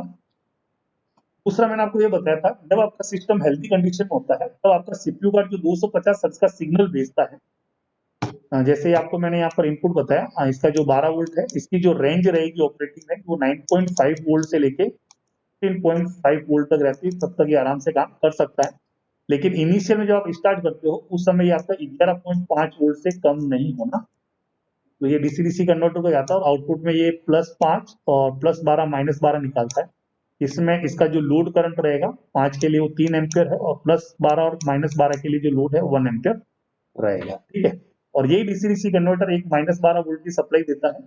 और उस समय आपका जब 250 हर्ट्ज का सिग्नल जब मिलता है यानी जब आपका प्रोसेसर हेल्दी कंडीशन में है उस समय वो सिस्टम को वॉच करने के बाद देखता है सारी चीजें अच्छी कंडीशन में है यानी कोई भी इंटरप्शन नहीं है, तब उस समय एक 250 हर्ट्ज का सिग्नल भेजता है पावर सप्लाई बोर्ड को। और ये 250 हर्ट्ज का सिग्नल यहाँ से -12 वोल्ट की सप्लाई एक्सटेंड करके भेजेगा VCOR रिले को, जिसको बोलते हैं vital cut off relay.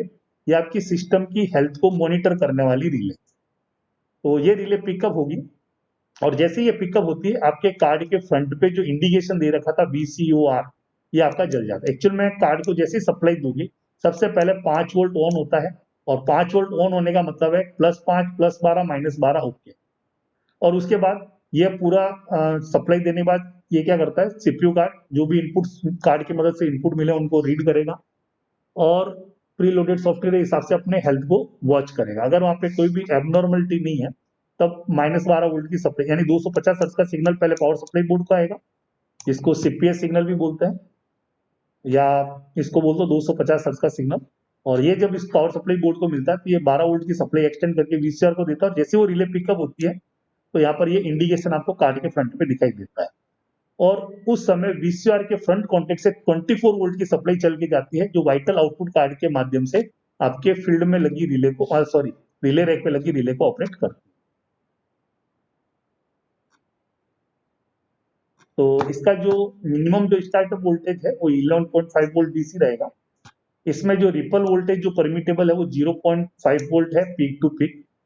Input voltage की जो रेंज रहेगी वो 9.5 वोल्ट से लेके 16.5 वोल्ट रहेगा और इनपुट वोल्ट जो है वो आपका 12 वोल्ट रहता है। आउटपुट के अंदर ये जो निकालेगा +5 एट 3 एम्पियर, +12 और -12 एट 1 एम्पियर और एक 12 वोल्ट की सप्लाई देगा आपके VCR रिले। तो ये आपको इस तरह का इंडिकेशन दिखाई देगा आपके फ्रंट में। सबसे पहले जब पावर सप्लाई ऑन होगी तो 5 वोल्ट जलेगा और जब सिस्टम हेल्दी है तो VCR वाली ग्रीन एलईडी जलेगी। हाँ बोलो। Hello sir. हाँ सर आप बता रहे थे कि VCR में जो पावर सप्लाई जा रही है वो नेगेटिव 12 वोल्ट जा रही है, जबकि यहाँ पे तो प्लस हाँ, 12 वो वोल्ट दिखा नेगेटिव हुआ जाएगी, ये नहीं है, यहाँ पर माइनस चलता है, एक्चुअली प्लस सीधा दे रखा है, आप जब इसको देखोगे वायरिंग में तो माइनस चल के जाएगा। है। Okay sir. ओके, तो ये आपका पावर सप्लाई बोर्ड हो गया। नेक्स्ट आपका आएगा इनपुट आउटपुट बोर्ड। तो इसमें मैंने बताया था 3 तरह के कार्ड काम में लेते हैं, एक आपका वाइटल इनपुट, एक आपका वाइटल आउटपुट, एक आता है नॉन वाइटल आईओ। तो इसकी जो पहचान है, कार्ड के फ्रंट पे आप नीचे देखोगे तो एक पे लिखा है इन 16, एक पे लिखा रहेगा आउट 16, और एक पे लिखा रहेगा एनवी इन 32 और आउट 32। तो यहां पर ये देखो इन जो 16 लिखा है ये आपका वाइटल इनपुट कार्ड है, और जिसपे ये आउट लिखा है ये आपका वाइटल आउटपुट कार्ड है, और जिसपे एनवी इन 32 और आउट 32 लिखा है, यानी इसमें आप ऊपर और नीचे 2 इंडिकेशन देख रहे हो, ऊपर की तरफ भी इंडिकेशन है, नीचे की तरफ भी। ये आपके नॉन वाइटल आईओ बोर्ड कहलाते हैं। अब यहाँ पर इन कार्ड के फ्रंट के ऊपर एलईडी दे रखी है, उसका भी कलर कोडिंग फिक्स है। आपके जो इनपुट जो है वाइटल इनपुट कार्ड पे जो एलईडी का जो कलर रहेगा वो ग्रीन कलर रहेगा, और आउटपुट कार्ड पे जो एलईडी का कलर है वो ऑरेंज रहेगा। सेम नॉन वाइटल कार्ड पे रहेगा, नॉन वाइटल इनपुट कार्ड के ऊपर जो इनपुट एलईडी है वो आपकी ग्रीन कलर की रहेगी, और आउटपुट की जो एलईडी रहेगी वो आपके ऑरेंज कलर की रहेगी।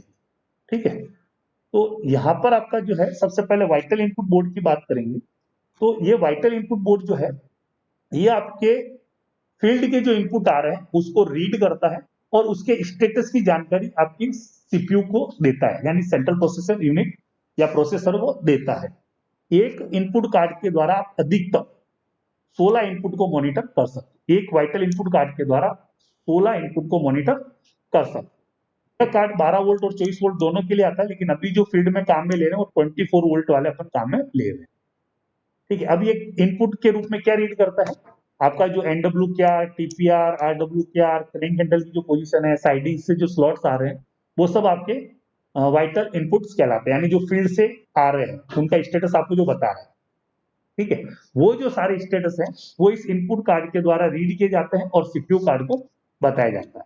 ये एक्चुअल में आपका क्या है, ऑप्टो आइसोलेशन देता है। एक्चुअल में जो 24 वोल्ट सप्लाई आ रही है तो इस कार्ड के ऊपर जाएगा, और ये ऑप्टो आइसोलेशन के माध्यम से आपके सीपीयू कार्ड को पल्स के रूप में भेजता है। तो ऑप्टो आइसोलेशन क्या करता है, मान लो कि कहीं लाइटिंग या सर्ज वोल्टेज रिले रूम तक पहुंच भी जाता है कहीं से, जिसकी वजह से खाली आपका कार्ड ही डैमेज हो, आपका सीपीयू डैमेज ना हो। तो कार्ड के ऊपर ऑप्टो आइसोलेशन दिया रहेगा अलग से, और एक कार्ड के द्वारा अधिकतम 16 फंक्शन को कंट्रोल कर सकते हो। तो जब आपका ये इनपुट मिलेगा तो उस समय ये आपके इनपुट की एलईडी जलेगी। तो यहाँ पर अपन इस इनपुट को बिट के नाम से जानते हैं। यही अंसाल्डो के अंदर आपकी जितनी भी इनपुट्स जो आ रही है और जो आउटपुट जाएगी, तो यहाँ पर ये पर्टिकुलर रिले को अंदर ऑपरेट करती है, और यहाँ पर उस रिले को रिले ना बोल करके यहाँ पर बिट के नाम से इसको जाने, input bit output bit bit बोलते हैं यहाँ पर। और यहाँ पर कार्ड पे आपको लिखा है इन 1 इन 2 से लेके 8 ऊपर की तरफ, और नीचे 9 से लेके 16, यानी एक कार्ड के द्वारा 16 रिले को मॉनिटर किया जा सकता है, यानी 16 जो वाइटल इनपुट है उसको मॉनिटर किया जा सकता है। तो जब वो रीड करेगा तो यहाँ पर एलईडी जलेगी, और ये एलईडी नहीं जल रही इसका मतलब वहां पर इनपुट नहीं आ रहा है। तो ये आपका इस तरह से रहेगा। तो जब फील्ड से इनपुट आता है तो पहले सिटी रेक से कहां जाता है, रिले रेक पे जाता है, और रिले रेक पे जाने के बाद जब वो रिले पिकअप होती है तो उसके फ्रंट कॉन्टेक्ट, तो जैसे यहाँ पर आपको दिख रहे होंगे ये जो फ्रंट कॉन्टेक्ट काम में लिए गए, तो 24 वोल्ट की सप्लाई जो इंटरनली आप लेते हो काम में, वो 24 वोल्ट की सप्लाई आपके इस फ्रंट कॉन्टेक्ट से निकल के जाती है। और यहाँ पर एक्चुअल में इनपुट के लिए कलर कोडिंग फिक्स है, काम में लिए है, वो है ब्लू और ब्लैक ट्विस्टेड पेयर। यहाँ पर आपको दिख रहा है ब्लू और ब्लैक का लूप बना हुआ है। तो यहाँ पर ये ब्लू ब्लैक ट्विस्टेड पेयर के रूप में ये आपके जो ऊपर जो फोनिक्स टर्मिनल लगे हुए हैं जिसके ऊपर ये टर्मिनेट होगा, तो वो आपका 1 इन 2 आउट वाला रहेगा। 1 इन होगा यानी जो आ रहा है रिले के फ्रंट कॉन्टेक्ट से, वो 1 इन से एंटर करेगा और 2 आउट निकलेगा, और ये 2 आउट निकलता है जो एक तो सिस्टम ए पे जाता है, दूसरा आपके सिस्टम बी पे जाता है। तो यहाँ पर आप देख रहे हो 201 से एंटर होगा, और 101 और 301 से बाहर निकलेगा, और ये कहाँ पे टर्मिनेट होगा, आपके कनेक्टर पे, जो आपके इनपुट कार्ड जो है वाइटल इनपुट कार्ड पीछे जो कनेक्टर लगा है वहां पर जाके आपके जो क्रिम्पिंग कॉन्टेक्ट है उसके माध्यम से ये क्या करेगा, वो सूचना आपके इनपुट कार्ड को देगा। तो उसके लिए आप 24 वोल्ट इसमें काम में लेते हैं।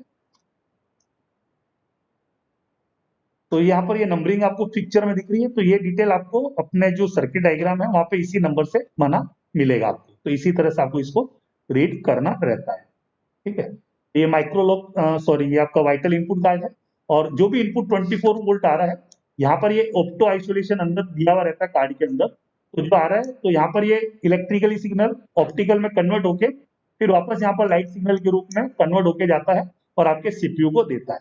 तो ये ऑप्टो आइसोलेशन इसलिए देते हैं, मान लो कंडक्टर पे कहीं से भी लाइटनिंग या सर्ज वोल्टेज अगर आया तो आपके सीपीयू कार्ड को डैमेज न करे, उसको बचाने के लिए, यानी खाली आपका ये पर्टिकुलर इनपुट कार्ड ही खराब हो, अंदर आपके जो सीपीयू है उसको नुकसान ना पहुंचाए। तो ये आपका वाइटल इनपुट हो गया। नेक्स्ट आपका आता है वाइटल आउटपुट। तो वाइटल आउटपुट के लिए भी आपका जो कार्ड है उसके नीचे आउट 16 लिखा रहेगा,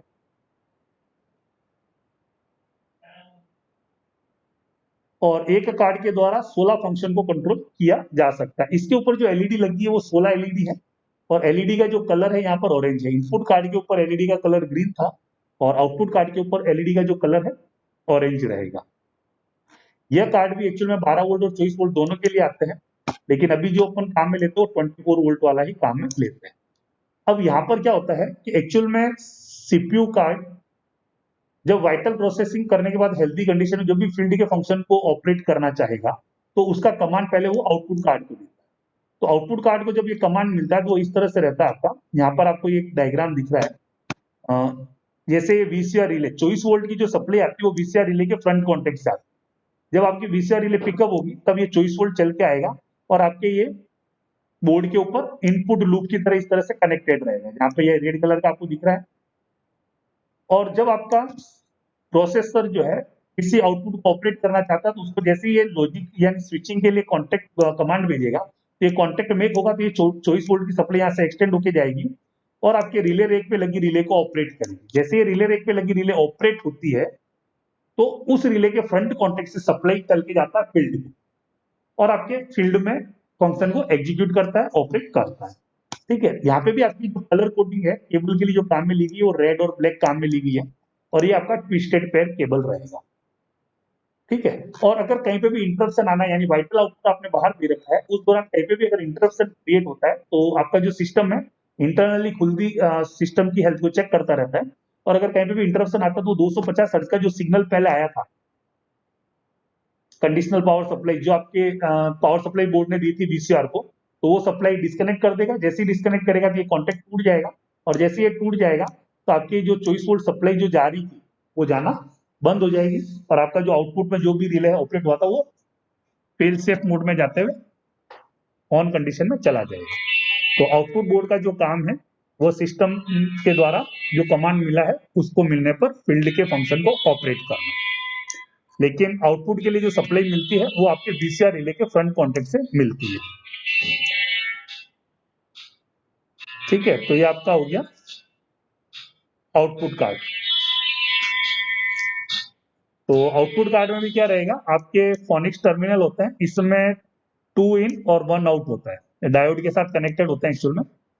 तो आपका सिस्टम ए से भी आता है और सिस्टम बी से भी आता है, लेकिन आउटपुट में आपकी जो टर्मिनल जो आउटपुट टर्मिनल लगे हैं वो एक जगह जाएंगे, और वहां से आपकी जो रिले है जो भी रिले रेक पे लगी है उसके R1 और R2 पे कनेक्ट होंगे। तो यहाँ पर जो अपन वायर काम में लेंगे, आउटपुट कनेक्टर से जो निकल के जाएगा और रिले के ऊपर जो R1 और R2 पे जो वायरिंग करेंगे उसके लिए ट्विस्टेड पेयर काम में लेंगे, और इसका जो कलर कोडिंग है वो आपका रेड और ब्लैक रहता है, और एक कार्ड के द्वारा अधिकतम 16 फंक्शन को कंट्रोल कर सकते हैं। तो इसमें कौन कौन से फंक्शन हो गए आउटपुट के लिए, आपका HR है, NWR, RWR, जो भी मतलब पॉइंट को ऑपरेशन करने के लिए चाहिए वो सब आपके इसके अंदर आते हैं। फिर आपका नेक्स्ट आता है नॉन वाइटल आईओ बोर्ड। तो ये आपका नॉन वाइटल आईओ बोर्ड है, यानी आपका जो पैनल से जो इनपुट आ रहा है, पैनल को जो आउटपुट, यानी प्रोसेसर जो सीपीयू है उसको जो पैनल से जो इंफॉर्मेशन मिली है, और पैनल से वापस जो सॉरी सीपीयू से जो वापस पैनल पे जा रहा है, तो वो आपका जो होता है वो नॉन वाइटल इनपुट और आउटपुट कहलाता है। तो जो पैनल से जो मिल रहा है जिसमें आप बटन दबाते हो या जो एसएम की है वो जो आता है वो सब आपके नॉन वाइटल इनपुट कहलाते हैं, और प्रोसेसर से जो वापस इंफॉर्मेशन पैनल पे जाती है, यानी जो भी आपको इंडिकेशन पैनल पे दिखाई देते हैं, बजर बजता है या जो भी काउंटर को जो सप्लाई मिलती है और काउंटर आपके जो ऑपरेट होते हैं पैनल पे, वो सब आपके नॉन वाइटल आउटपुट कहलाते हैं।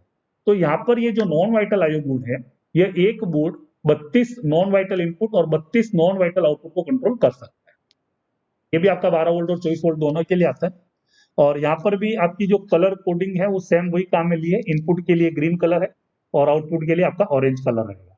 तो जब इसको इनपुट मिलेगा तो यहाँ पर ये ग्रीन कलर की एलईडी जलेगी और इनपुट नहीं मिलेगा तो एलईडी नहीं जलेगी। और सेम आउटपुट, अगर आउटपुट यहाँ से जा रहा होगा तो ये सब आप बिट के नाम से जानते हैं। और जब भी आपको डिटेक्ट करना होता है तो आपका जो इंटरफेसिंग सर्किट डायग्राम आता है उसके अंदर सबसे पहले इंडेक्स के बाद आपका बिट चार्ट होता है। और इस बिट चार्ट पे आप ये जो इंडिकेशन दिए गए हैं, जो आपको जो जल रहे हैं इनपुट कार्ड आउटपुट कार्ड के ऊपर या नॉन वाइटल आईओ बोर्ड के ऊपर, तो ये आपकी जो एलईडी के जो नंबर है ये आपके बिट नंबर कहलाते हैं। और उस बिट नंबर को पर्टिकुलर स्लॉट का जो सर्किट है, जैसे J1 स्लॉट, J2 स्लॉट, तो उसका बिट चार्ट रहता है। तो वहां पर जाके आप इसको पता करते हैं वहां पर किस सर्किट में प्रॉब्लम है, और उस सर्किट के बाद अगला पेज नंबर रहता है तो उसका सर्किट डायग्राम आपको अगले पेज में मिलेगा। तो वहां पे जाके आप इसको देख सकते हैं वो क्यों इंडिकेशन आ नहीं रहा है या जा नहीं रहा है। ठीक है, तो इसको यहाँ पर अपन बिट के नाम से जानते हैं। तो ये आपका हो गया नॉन वाइटल आईओ बोर्ड। तो non vital IO board actually किस किस के बीच में इंटरफेसिंग करता है? पैनल और सीपीयू के बीच में। फिर आपकी आती है VCOR रिले, इसको बोलते हैं वाइटल कट ऑफ रिले। ये आपकी सिस्टम की हेल्थ को मॉनिटर करने वाली रिले भी कहलाती है। जब आपका सिस्टम हेल्दी होता है तभी ये रिले पिकअप होती है। एक कार्ड फाइल के लिए एक रिले होती है। इस रिले का जो कॉन्टेक्ट कॉन्फ़िगरेशन है वो 6 फ्रंट बैक रहेगा, जो मैंने बताया था डिपेंडेंट कॉन्टेक्ट वाली रिले है। इसकी रिले की कोयल का जो रेजिस्टेंस होता है वो 400 ओम रहेगा। और इसको पिकअप होने के लिए जो करंट चाहिए वो आपका 0.013 एम्पियर होता है, या सिंपल सी बात करो तो 13 मिली एम्पियर। और पिकअप के लिए वोल्टेज मिनिमम चाहिए 5.3 वोल्ट पे पिकअप हो जाती है। बाकी सिस्टम से जो मिलता है इसको 12 वोल्ट पे मिलता है। मिनिमम इसको पिकअप होने के लिए 5.3 वोल्ट की जरूरत होती है। और एक कार्ड फाइल के लिए एक रिले होती है। 2 कार्ड फाइल होती है इसलिए सिस्टम में 2 रिले लगी रहती है। तो ये डिपेंडेंट कॉन्टेक्ट वाली रिले है। और इसके कॉन्टेक्ट के द्वारा जो करंट कैरिंग कैपेसिटी है, मैक्सिमम कितना करंट फ्लो हो सकता है, वो आपका रेटेड करंट 3 एम्पियर रहेगा। एक कॉन्टेक्ट के द्वारा 3 एम्पियर करंट अपन फ्लो करा सकते हैं। ये आपके सिस्टम को हेल्थीनेस को चेक करती है।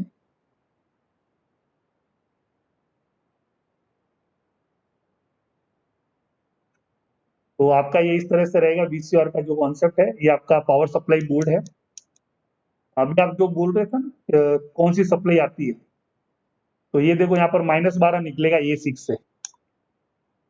आपका जो टर्मिनल है पावर सप्लाई बोर्ड पे जब जाओगे तो यहाँ पर ये जो निकल रहा है 250 हर्ट्ज का जब सिग्नल इसको मिलता है तो ये -12 यहाँ से भेजता है रिले के कोयल पर।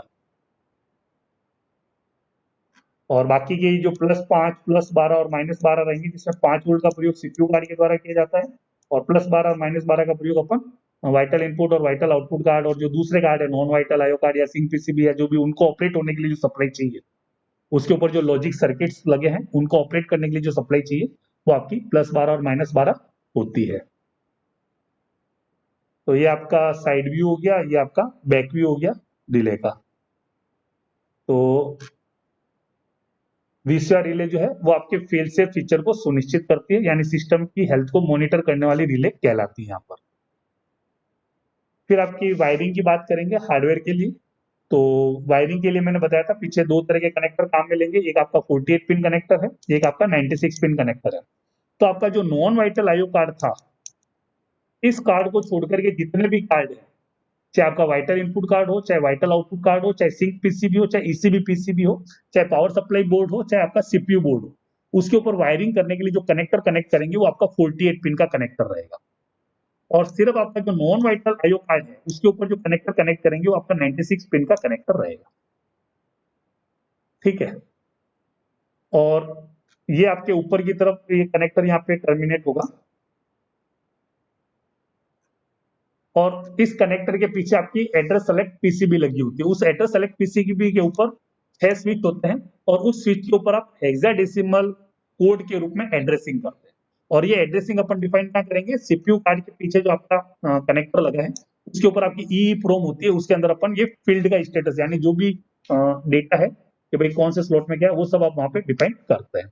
तो आप यहाँ पे देखेंगे आपकी जो पावर सप्लाई की जो पीसीबी का कनेक्टर है और सीपीयू बोर्ड का जो पीसीबी का कनेक्टर है 48 पिन का कनेक्टर, इन दो के ऊपर ही एड्रेस सेलेक्ट पीसीबी नहीं होती। क्यों नहीं होती है? क्योंकि इनका स्लॉट फिक्स है, आपको यहीं पे लगाना है, तो यहाँ पर एड्रेसिंग की इसको जरूरत नहीं है तो यहाँ पर नहीं रहेगी। इसके अलावा जो भी कार्ड है आप कहीं भी लगा सकते हो। तो जो स्लॉट डिफाइन रहेगा उनका एक पर्टिकुलर स्लॉट का एक एड्रेस होता है, वो एड्रेस अपन यहाँ पे डिफाइन करते हैं EEPROM में। तो उसके लिए आपके पीछे एड्रेस सेलेक्ट पीसीबी रहेगी। और वायरिंग के लिए आपकी जो कलर कोडिंग काम में ली गई है, तो मैंने आपको बताया था ब्लू ब्लैक जो है इनपुट के लिए है, रेड ब्लैक आपका आउटपुट के लिए रहेगा। मल्टी स्टैंड का केबल रहेगा आपका ये।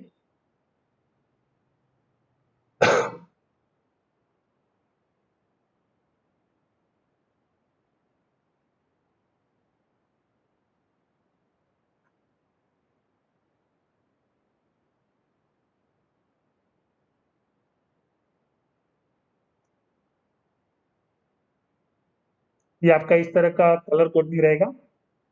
कम्युनिकेशन के लिए जो केबल है वो आपकी इस तरह की रहेगी।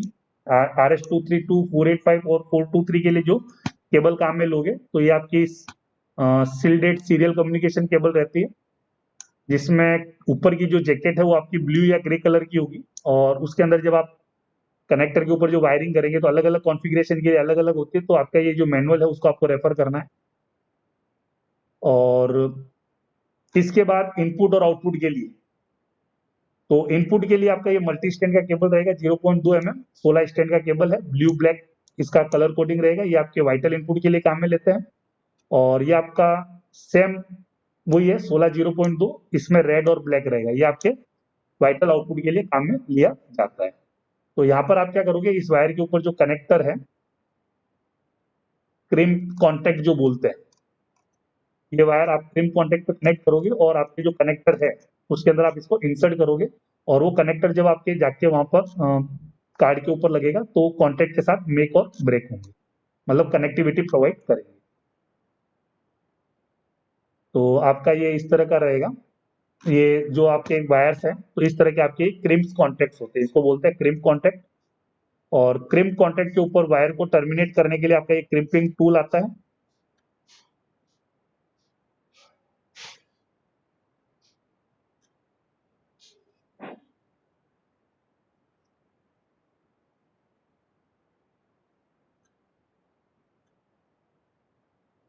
फिर आपके जितने भी कनेक्टर हैं आपके सीपीयू बोर्ड और पावर सप्लाई बोर्ड को छोड़ करके पीछे आपकी एक ये एड्रेस सेलेक्ट पीसीबी होती है, इसको बोलते हैं एड्रेस सेलेक्ट पीसीबी। और इस एड्रेस सेलेक्ट पीसीबी के ऊपर आपके एड्रेसिंग के लिए हेक्साडेसिमल कोड रहेगा। और 6 नंबर के 2 पोजीशन के, मतलब 6 नंबर स्विच आते हैं। जैसे पीछे आप काउंट करोगे तो 1 से लेके HW1 से लेके HW6 कहलाते हैं। और इसके ऊपर आप 01 के रूप में एड्रेसिंग करते हैं। तो ये आपका डिफाइन रहता है हर एक स्लॉट के लिए एड्रेस। तो आपको वहां पर उसको डिफाइन करना रहता है। यानी आपकी जो सर्किट डायग्राम आता है, इंटरफेसिंग डायग्राम, तो आपको ये देखना है स्लॉट नंबर 1 में क्या है, स्लॉट नंबर 2 में क्या है, तो आपको वही करना है। मेंटेनेंस के दौरान आपको कभी भी इस जंपर को निकालना नहीं है और न चेंज करना है। जो जहां पर लगा है उसी को आपको देखना है, या किसी सुपर जो भी इंचार्ज है उसके सुपरविजन में ही आपको उसको चेक करना है। तो ये आपके जंपर सेटिंग्स हो गई। खाली आपके जो मैंने बताया था पावर सप्लाई और सीपीयू बोर्ड पे नहीं होती, इसके अलावा 1 से लेके 15 और 20 नंबर स्लॉट में जो भी कार्ड लगेगा उससे पे ऊपर ये लगी रहेगी। तो उसके लिए आपके ये ब्लू कलर का जंपर आता है। तो ये आप लेफ्ट साइड में डालोगे तो 0 डिनोट करेगा, राइट साइड में डालोगे तो 1 को डिनोट करेगा। तो इसमें आपका जो 1 नंबर और 6 नंबर जो होता है ये पावर सप्लाई के लिए है, और 2 से लेके जो 4 नंबर है वो सीपीयू के ऊपर एड्रेसिंग के लिए डिफाइन रहता है।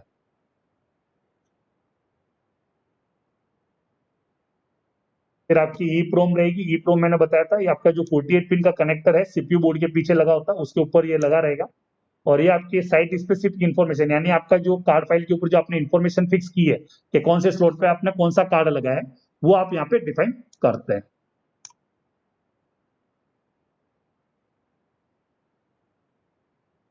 फिर आपका यहाँ पर एक किंग पिन रहेगा। तो किंग पिन मैंने बताया था कि जो स्लॉट जिस कार्ड के लिए डिफाइंड है वहां पर वही कार्ड इंसर्ट हो, दूसरा कार्ड वहां पर इंसर्ट ना हो, उसको सुनिश्चित करने के लिए यहाँ पर किंग पिन का यूज करते हैं। और इसके ऊपर 12 पिन का कॉम्बिनेशन होता है, उस 12 पिन में से 6 पिन के द्वारा एड्रेसिंग की जाती है। और ये आपकी एड्रेसिंग फिक्स होती है, इनपुट के लिए कॉमन है, आउटपुट के लिए कॉमन। यानी कोई भी इनपुट कार्ड किसी भी इनपुट स्लॉट में डाल सकते हो। यानी आपके मान लो 3 नंबर स्लॉट, 4 नंबर स्लॉट और 5 नंबर स्लॉट में इनपुट कार्ड डिफाइंड है, तो आप आपस में इनको चेंज कर सकते हो।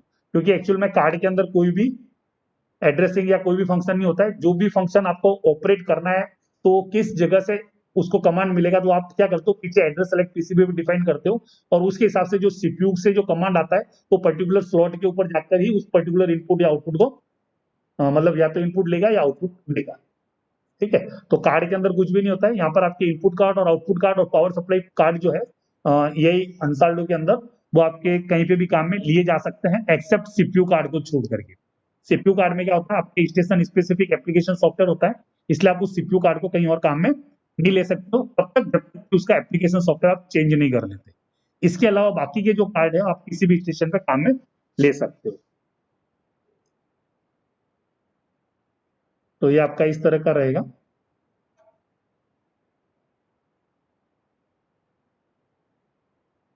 फिर आपके फोनिक्स टर्मिनल होते हैं, तो ये आपके वायरिंग के लिए काम में लिए जाते हैं। तो मैंने बताया था आपका जो रिले के ऊपर जो वायरिंग करोगे तो इनपुट और आउटपुट कार्ड से जो वायरिंग आपकी रिले रैक पे हो रही है वो आपके फोनिक्स टर्मिनल के द्वारा होती है। तो उसमें जो टर्मिनल आते हैं 1 इन 1 आउट आता है। फिर आपका एक डायोड टाइप का रहेगा, ये आउटपुट के लिए काम में लेते हैं अपन। और एक आपका 2 इन 2 आउट का रहेगा केबल टर्मिनेशन के लिए। और एक आपका 1 इन 2 आउट होता है, ये input non vital input board के लिए काम में लिया जाता है। तो ये सारे आपके फोनिक्स टर्मिनल कहलाते हैं, वायरिंग के लिए काम में लिए जाते हैं। फिर आपका इस तरह का एक फ्यूज ब्लॉक होगा और इस फ्यूज ब्लॉक के अंदर ग्लास फ्यूज काम में लिए जाते हैं। अलग अलग रेटिंग के रहेंगे, आपके मिनिमम रेटिंग से लेकर मैक्सिमम रेटिंग तक एक ग्लास फ्यूज आते हैं। तो जो भी रेटिंग सर्किट ये लिए डिफाइंड है उस रेटिंग के आपको यहाँ पे फ्यूज काम में लेना है। और ये फ्यूज ब्लॉक जो है इंडिकेटिव टाइप का रहता है। अगर फ्यूज वर्किंग कंडीशन में यहाँ पे कोई इंडिकेशन नहीं चलेगा, अगर फ्यूज ब्लॉन ऑफ होगा तो यहाँ पर ये इंडिकेशन के माध्यम से आपको सूचना देगा।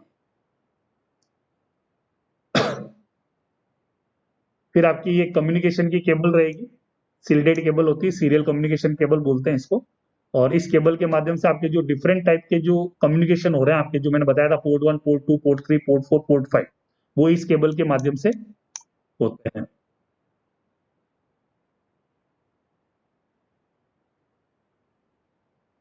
तो ये आपका एक जनरल ब्लॉक डायग्राम है। तो यहाँ पर आप देख रहे होंगे इसमें 2 माइक्रोलॉक है। एक आपका माइक्रोलॉक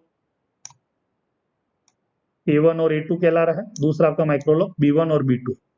यानी ऊपर वाला सिस्टम A है, नीचे वाला सिस्टम आपका B है। कंट्रोल पैनल से या वीडियो से जो कमांड मिलता है वो आपके इस सिस्टम को भी मिलेगा, इस सिस्टम को भी मिलेगा। अगर ये वार्म स्टैंड बाय में है तो नीचे वाला सिस्टम आपका बंद रहेगा, अगर हॉट स्टैंड बाय में है तो दोनों को मिलेगा, दोनों प्रोसेस करेंगे। और उसके बाद जब वहां पर सारे फेल से फीचर सुनिश्चित करके कमांड कहाँ भेजता है, फील्ड को भेजता है और फील्ड के स्टेटस को वापस रीड करेगा। तो यहाँ पर ये ब्लॉक डायग्राम दे रखा है, जो मैंने आपको शुरू में जो लेआउट बताया था सिंपल वाला, वो यहाँ पर आपको ये माइक्रोलॉक रैक में A1 A2 और ये एक्चुअल में P4 P3 जो लिखे हैं ये आपके सीरियल पोर्ट है, उसके माध्यम से बता रखा है कहाँ पर आपका वाइटल कनेक्टेड है, कहाँ पर आपका नॉन वाइटल सिस्टम कनेक्टेड है।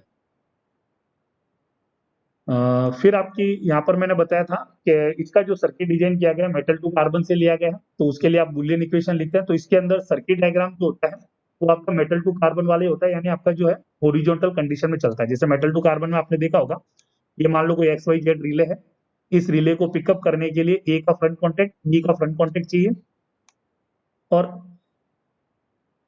जैसे ये रिले पिकअप होती है उसके बाद ये खुद के कॉन्टेक्ट से पिक हो जाती है। तो उसके लिए आप बुलियन लॉजिक जब लिखते हैं तो उसके लिए कुछ ये टर्मिनोलॉजी काम में ली गई है इसकी प्रोग्रामिंग के लिए, लॉजिक लिखने के लिए। तो सीरीज में जो कॉन्टेक्ट होते हैं उसको अपन स्टार से डिनोट करते हैं, पैरेलल में जो होते हैं उसको प्लस सिंबल के द्वारा। और पैरेलल पाथ जब स्टार्ट होगा तो उसको स्टार्ट करने के लिए एक क्लोज पाथ ये रहेगा सिंबल, एक ये आपका ब्रैकेट रहेगा और एक आपका ओपन का और एक क्लोज का ब्रैकेट्स रहेगा। जब आपका स्टेटमेंट पैरेलल स्टार्ट होगा वहां पर ये ओपन का ब्रैकेट लगाएंगे, और जब आपका स्टेटमेंट एंड होगा तब यहाँ पर एक क्लोज का ब्रैकेट लगाएंगे। फिर एक हाइफन रहता है। अगर आपने बैक कॉन्टेक्ट यूज एक्चुअल में फ्रंट कॉन्टेक्ट लिया तो आप रिले का नाम ही लिखेंगे, और बैक कॉन्टेक्ट ले रखा तो उस रिले का नाम क्या है आपको ये हाइफन का चिप लगा देना। तो ये आपको ये बताता है ये बैक कॉन्टेक्ट है। फिर बिट सेपरेशन, अगर एक से ज्यादा बिट है वहां पर तो उसको कोमा से डिनोट करेंगे, और जहां पर स्टेटमेंट एंड होगा वहां पर आप ये सेमीकोलन का यूज करेंगे। उसके बाद जब आप बुलियन लॉजिक यानी सर्किट लिखते हो तो अपने यहाँ सर्किट दो तरह के, वाइटल और नॉन वाइटल। तो वाइटल के लिए जो इसका स्टेटमेंट चालू होगा वो असाइन से स्टार्ट होगा, आगे असाइन लिखेंगे, उसके बाद आपका ये बुलियन लॉजिक लिखा जाएगा और फिर ये टू करके किस जगह पे जा रहा है और लास्ट में सेमीकोलन। और जो नॉन वाइटल के लिए रहेगा उसके आगे एनवी डॉट करके असाइन लिखा रहेगा, यानी ये आपका नॉन वाइटल का स्टेटमेंट है। ठीक है, तो यहाँ पर आपको पिक्चर में दिख रहा है कि कोई भी छोटा सा मान लो एक सर्किट है, XYZ रिले है, उसको पिकअप कराने के लिए A और B का फ्रंट कॉन्टेक्ट चाहिए और ये खुद के फ्रंट कॉन्टेक्ट से इस तरह से स्टिक होती है। तो अगर ये वाइटल सर्किट है तो इसका स्टेटमेंट जो होगा वो इस तरह से लिखा जाएगा, SI। फिर आपका A, यहाँ पर देखो पैरेलल पाथ चालू हो रहा है और यहाँ पैरेलल पाथ खत्म हो रहा है, तो यहाँ पर आपने क्या किया, A स्टार और ब्रैकेट बनाया B प्लस XYZ और ये ब्रैकेट बंद और फिर ये 2 और यहाँ पर जाएगा XYZ और लास्ट में सेमीकोलन। इस तरह से इसका स्टेटमेंट लिखा जाएगा। जैसे यहाँ पर आपको दूसरा एग्जांपल दिख रहा है, इसका आपको अगर लिखना है XYZ के लिए, तो इसके लिए आपको क्या करना है, असाइन, अगर वाइटल है तो असाइन लिख दो, नॉन वाइटल है तो एनवी असाइन करो। फिर आपको लिखना है A star B star bracket. अब यहाँ पे देखो C का बैक कॉन्टेक्ट काम में लिया है, तो यहाँ पर -C स्टार D और पैरेलल पाथ में E है तो प्लस E ब्रैकेट 1, फिर आपका 2 और लास्ट में आपका XYZ और सेमीकोलन। इस तरह से इसका ये स्टेटमेंट लिखा जाता है। ये आपकी जो इक्वेशन कहलाती है इसको बोलते हैं बुलियन इक्वेशन। तो जब आप एप्लीकेशन डिजाइन करते हो इसका, तो जो भी आपका मेटल टू कार्बन का जो सर्किट आता है उसको पहले बुलियन इक्वेशन में कन्वर्ट करते हैं और उसको फिर प्रोग्राम डिफाइन करते हैं। हॉट स्टैंड बाई और वार्म स्टैंड बाई क्या होता है मैं पहले ही बता चुका हूं आप लोगों को। हॉट स्टैंड बाई जब सिस्टम काम में लेंगे तो मैंने आपको बताया था 2 कार्ड अलग से यूज किए जाते हैं। वो क्यों करते हैं उसका पहले कारण बता देता हूं। एक्चुअल में क्या होता है, जब सीरियल कम्युनिकेशन करते हो तो आपकी एक सिस्टम की इंफॉर्मेशन है वो सीरियल फॉर्म में पैकेट्स में दूसरी तरफ जाती है, तो वहां पर आपका टाइम ज्यादा लगता है। तो वार्म स्टैंड बाई सिस्टम है तब आपका क्या, एक सिस्टम तो बंद है दूसरा सिस्टम चालू है, तो वो अकेला ही प्रोसेसिंग कर रहा है। और मैंने बताया था यहाँ पे रिडंडेंसी, सॉफ्टवेयर रिडंडेंसी काम में ली गई है। तो फेल सेफ का जो फीचर वो अकेला माइक्रो प्रोसेसर खुद ही चेक करता है अंदर डिफरेंट टाइप के सॉफ्टवेयर के द्वारा, ठीक है। तो वार्म स्टैंड बाय में क्या होता है कि अगर मान लो कोई प्रॉब्लम आया तो सिस्टम फेल सेफ मोड में जाएगा, तो पहले शट डाउन करेगा, तो वहां पर एक किल बिट जनरेट होती है और दूसरी असेंबली जो स्विचिंग असेंबली उसको ऑन कराती है और दूसरा सिस्टम आपका ऑन होता है। और ऑन होने के बाद वो क्या करता है, यार्ड को रीड करता है और रीड करने के बाद पैनल को टेक ओवर करता है। उसमें आपका कुछ टाइम के लिए ब्लैंक आउट पीरियड आता है, यानी पैनल कुछ समय के लिए ब्लैंक हो जाता है और वो समय डिपेंड करता है आपके नंबर ऑफ रूट कितने हैं, क्योंकि वहां पर वो नंबर ऑफ रूट के ऊपर डिपेंड करेगा, यानी उतने फंक्शन ज्यादा रहेंगे तो जितने फंक्शन ज्यादा रहेंगे उन सबको चेक करने में वहां पे टाइम ज्यादा लगेगा, कम रहेगा तो कम रहेगा। और दूसरा वहां पर एक चीज होती है कि लास्ट चेंज ओवर के दौरान अगर कोई मूवमेंट हो रहा था तो उसके अनुसार वो क्या करता है, फेल सेफ मोड में जाते हुए नंबर ऑफ रूट वहां पे इनिशिएट करता है डमी और आपके यार्ड को लॉक करके रखता है, तो उसको फिर आपको नॉर्मल लाने के लिए पहले रूट को रिलीज कराना होता है। हॉट स्टैंड बाय में क्या होता है, सिस्टम आपका दोनों चलते रहे, तो हॉट स्टैंड बाय में जो इन्फॉर्मेशन है वो दोनों रियल टाइम के साथ काम करनी चाहिए। तो आपका जो सिस्टम ए का जो प्रोसेसिंग है वो अपनी माइक्रोलॉक की जो उसकी जो खुद की जो रियल टाइम क्लॉक होती है उसके हिसाब से प्रोसेस करेगा। सिस्टम भी अपनी क्लॉक जो होती है रियल टाइम बायोस की जो क्लॉक होती है उसके हिसाब से प्रोसेसिंग करेगा, यानी जो इन्फॉर्मेशन आ रही है वो इन्फॉर्मेशन जो प्रोसेसिंग करने का जो टाइम है वो अपनी खुद की माइक्रोलॉक की जो खुद की क्लॉक होती है रियल टाइम क्लॉक उसके अनुसार वो करता है। तो सिस्टम ए और सिस्टम बी में क्या होता है, कुछ वहां पर डिले की संभावना रहती है। तो सीरियल पैकेट्स में अगर वो कम्युनिकेशन करेंगे सीरियल केबल के द्वारा पोर्ट 1 और पोर्ट 2 से, तो हॉट स्टैंड बाय में जब लोगे तो डेटा जो आएंगे वो सीरियल पैकेट्स के रूप में आएंगे, तो दूसरे सिस्टम में जाएंगे तो वहां पर वो कुछ डिले शो करेगा, तो वहां पे प्रॉपर काम नहीं करेगा। तो उसके लिए यहाँ पर क्या करते हैं, एक कार्ड काम में लेते हैं जिसको बोलते हैं सिंक पीसीबी। ये क्या करता है, एक्चुअल में सिस्टम ए और सिस्टम बी को सिंक्रोनाइज करने का काम करता है। उसके पहले एक और बोर्ड है ईसीबी पीसीबी, सॉरी, ईसीबी का काम है Ethernet communication board. Ethernet communication board क्या करता है, एक्चुअल में जो सीरियल कम्युनिकेशन हो रहा था नॉन वाइटल के साथ, एक्चुअल में देखो इसमें 2 प्रोसेसिंग बताई थी मैंने, पोर्ट 1 और पोर्ट 2। आपकी वाइटल इंफॉर्मेशन होती है जो आपके माइक्रोलॉक टू माइक्रोलॉक कम्युनिकेशन में काम में लिया जाता है, पोर्ट 1 पोर्ट 2। तो पोर्ट 1 और पोर्ट 2 अब क्या करते हैं, कम्युनिकेशन करते हो सिंक बोर्ड के माध्यम से करते हैं। यानी ये सिंक बोर्ड क्या करता है, दोनों को कंटिन्यूस वॉच करता है, जो पैकेट जो जा रहे हैं उनको भी क्या करता है, वॉच करता है, और उसमें कोई भी डिले जनरेट होता है तो उसको किल करके उसको सिंक्रोनाइज कराने का काम करता है सिंक बोर्ड, ठीक है। यानी अब आपका सीरियल कम्युनिकेशन नहीं हो रहा है, रियल टाइम क्लॉक के साथ हो रहा है। तो ये क्या करता है, सिस्टम ए और बी के जो भी डेटा आता है उसको उसी समय वॉच करके अपने पास लाता है, उनको सिंक्रोनाइज प्रोसेसिंग के जो स्टेटस है उनको सिंक्रोनाइज कराने का काम करता है, वो करता है आपका सिंक पीसीबी। दूसरा आपकी आती है इसमें ईसीबी पीसीबी जिसको बोलते हैं इथरनेट कम्युनिकेशन बोर्ड।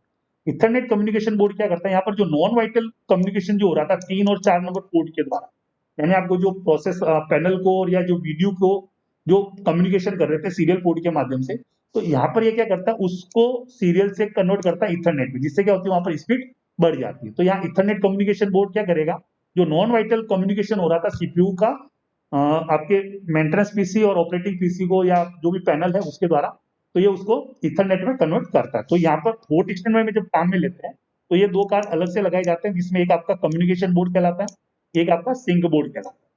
तो सिंक बोर्ड जो है वो आपको यहाँ पर पिक्चर में दिख रहा है, एलईडी के डिस्प्ले के साथ है, और ईसीबी पीसीबी के ऊपर आपके नीचे एलईडी लगी है और ऊपर आपके कोई भी इंडिकेशन नहीं है। तो ईसीबी पीसीबी और सिंक पीसीबी अपने खुद के प्रोसेसर रोम रैम के साथ आती है, और ये ईसीबी क्या करता है, आपके जो सीपीयू कार्ड के सीरियल पोर्ट जो 3 और 4 की जो इन्फॉर्मेशन है उसको रिसीव करता है और उसको इथरनेट में कन्वर्ट करके आपके जो पैनल है और जो वीडियो ऑपरेटिंग जो पीसी है या वीडियो है उसके साथ कम्युनिकेशन प्रोवाइड करता है।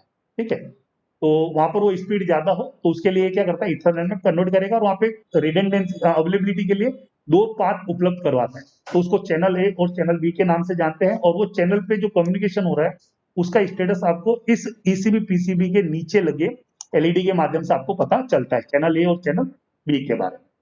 दूसरा आपका आता है सिंक पीसीबी, ये आपके सिस्टम ए और सिस्टम बी के बीच में जो कम्युनिकेशन हो रहा है, जब हॉट स्टैंड बाय में रहेगा तो दोनों साथ में चलेंगे, दोनों ऑन है, फील्ड से इंफॉर्मेशन ले रहे हैं, दोनों प्रोसेसिंग कर रहे हैं। तो उस समय उनके ऊपर वॉच करना और जो घटना इनपुट जिस समय ली और जो प्रोसेसिंग कर रहे हैं उसमें जो डिले जनरेट हो रहा है उसको सिंक्रोनाइज कराने का काम ये सिंक पीसीबी करता है। और उस समय जो वाइटल इंफॉर्मेशन किस सिस्टम से जा रही है उसका स्टेटस भी आपको ये सिंक पीसीबी यहाँ पर बताएगा। तो सिंक पीसीबी के ऊपर आप देखेंगे कुछ एलईडीज दे रखी है जो आपके सिस्टम के बारे में जानकारी देती है। तो सबसे ऊपर वाली जो एलईडीज है ये आपका कौन सा वीसीआर ऑन है उसके बारे में जानकारी दी। एक्चुअल में क्या सिस्टम ए और बी दोनों ऑन है, तो कौन सा वाइटल आउटपुट बाहर दे रहा है ये आप इस ऊपर वाले सिस्टम को देख के पता करें। तो लेफ्ट और राइट दो एलईडी होती है इसमें, तो लेफ्ट के ऊपर लिखा रहेगा सेल्फ और राइट के ऊपर लिखा रहेगा पार्ट। अगर ये लेफ्ट में एलईडी जल रही है इसका मतलब सेल्फ है, यानी ये वाली वीसीआर पिकअप है, वाइटल इंफॉर्मेशन अभी ये सिस्टम देगा। अगर ये राइट वाली एलईडी जल रही होती है इसका मतलब वाइटल जो पार्टनर वाला जो वीसीआर है वो अप। एक्चुअल में दोनों सिस्टम ऑन है तो वीसीआर तो दोनों की अप ही रहेगी, लेकिन जो वाइटल आउटपुट जो कंट्रोल कर रहा है कौन सा सिस्टम दे रहा है वो आपको ये सिंक बोर्ड बताएगा। ठीक है, तो सिस्टम ए भेज रहा है या सिस्टम बी यानी सेल्फ है या पार्टनर, वो आप इस कार्ड पे देख के पता कर सकते हैं। और जब ये वाला सेल्फ भेज रहा है तो नीचे वाले पे ये क्या करेगा, उल्टी एलईडी जलेगी, यानी वो बताएगा पार्टनर पे वो जल रहा है। फिर नीचे वाला जो है वो आपके सेल्फ और पार्टनर के वीसीआर के स्टेटस के बारे में जानकारी देता है कि भाई वीसीआर जो है उसका स्टेटस क्या है। फिर यहाँ पर एक आपका आता है क्वारंटाइन, ये फैक्ट्री सेटिंग के लिए आता है, इसमें अपना कोई रोल नहीं, इसमें एक स्विच रहेगा और एक आपका बटन रहता है। फिर इसके ऊपर एक आपका DB9 कनेक्टर है, DB9 कनेक्टर यानी एक सीरियल पोर्ट है जिसके ऊपर आप लैपटॉप या पीसी कनेक्ट करके इसको डेटा को कॉन्फ़िगर या एनालिसिस कर सकते हैं अपने लैपटॉप या पीसी में आवश्यक इंटरफेस सॉफ्टवेयर की मदद से। फिर आपको नीचे कुछ इंडिकेशन दिए गए, ये आपके पोर्ट 1 और पोर्ट 2 से जो कम्युनिकेशन हो रहा है उसके स्टेटस के बारे में जानकारी देता है, और ये खुद एक्चुअल में सॉफ्टवेयर बेस्ड है। तो अगर इसका सीपीयू हैंग होता है यानी सॉफ्टवेयर मल फंक्शन अगर ये कार्ड हैंग होता है तो इसको रीसेट करने के लिए यहाँ पर एक रीसेट का बटन भी रहेगा और उसका एक इंडिकेशन रहता है जिसके माध्यम से पता चलता है सिस्टम रीसेट हुआ या नहीं हुआ। और सबसे नीचे आपको एक स्विच और दिख रहा है, तो यहाँ पर स्लो और फास्ट लिखा रहेगा। तो एक्चुअल में सिस्टम ए और बी इन दोनों को आपस में उल्टा रखना होता है, क्योंकि जब आप इनिशियल में जब सिस्टम को चालू करते हो तो दोनों को फास्ट करोगे तो दोनों एक साथ प्रोसेस करेंगे तो ये आपस में क्या करेंगे, क्लैश करेंगे, तो वो नहीं हो तो उसके लिए अपन क्या करते हैं, एक को फास्ट पर रखते हैं एक को स्लो पर रखते हैं। इससे क्या होता है कि पहले दोनों की जो प्रोसेसिंग में टाइम में कुछ डिले रहे तो पहला एक सिस्टम ऑन मोड में है, दूसरा थोड़ी देर बाद में है। ठीक है, फिर आपका दूसरा जो होता है इसको बोलते हैं ECB PCB, Ethernet communication board. तो इथरनेट कम्युनिकेशन बोर्ड जो है मैंने बताया था, जो नॉन वाइटल कम्युनिकेशन जो हो रहा है वो आपके इथरनेट कम्युनिकेशन बोर्ड के द्वारा होता है। ये आपके जो 3 और 4 नंबर से जो डेटा जा रहा था उसको सीरियल को ये इथरनेट में कन्वर्ट करता है और उसके बाद ये आपके पैनल और वीडियो के साथ कम्युनिकेशन प्रोवाइड करता है। इस कार्ड के अंदर भी आपका खुद का वो होता है प्रोसेसर और रैम रोम, और इसके ऊपर भी DB9 कनेक्टर रहेगा जिसके ऊपर आप लैपटॉप या पीसी कनेक्ट करके इसको कॉन्फ़िगर कर सकते हैं, इसको जो भी डेटा आपको प्रोसेस करना वो कर सकते हैं। और इसके ऊपर भी आपका ये चैनल ए और बी यानी जो भी कम्युनिकेशन हो रहा है पोर्ट 3 और 4 से वो आपके दो रिलायबल चैनल जो है उन पैरेलल के पास से होगा इथरनेट केबल के साथ। और यहाँ पर आपका जो कम्युनिकेशन हो रहा है वो इथरनेट कम्युनिकेशन के ऊपर हो रहा है, जिससे आपकी क्या होती है स्पीड यहाँ पर डेटा की बढ़ जाती है। और दूसरा उसका क्या स्टेटस है वो आपको इस एलईडी पे पता चलेगा। तो ये 2 तरह के कार्ड रहेंगे। ये सिर्फ आपके हॉट स्टैंड बाई मोड में अगर सिस्टम काम कर रहा है उसी में रहेंगे, इसके अलावा नहीं होंगे। तो ये आपका इस तरह का दिखेगा। जैसे ये यूनिट ऑनलाइन कौन सी है, सेल्फ है या पार्टनर। फिर पार्टनर का वीसीआर कैसा है, सेकंड जो एलईडी है पार्टनर के वीसीआर के बारे में जानकारी देगा। तो अप है या डाउन, तो आप यहाँ पे देख के पता कर सकते हो। ये क्वारंटाइन लिखा है, ये एक्चुअल में आपके फैक्ट्री सेटिंग के लिए आता है। और सिंक हो रहा है कि नहीं हो रहा है वो आपको यहाँ एलईडी के द्वारा पता चलेगा। ठीक है, तो इस तरह का आपका ये कार्ड रहेगा, सिंक पीसीबी। और दूसरा आपका ये ईसीबी पीसीबी इस तरह का होता है, इथरनेट कम्युनिकेशन बोर्ड।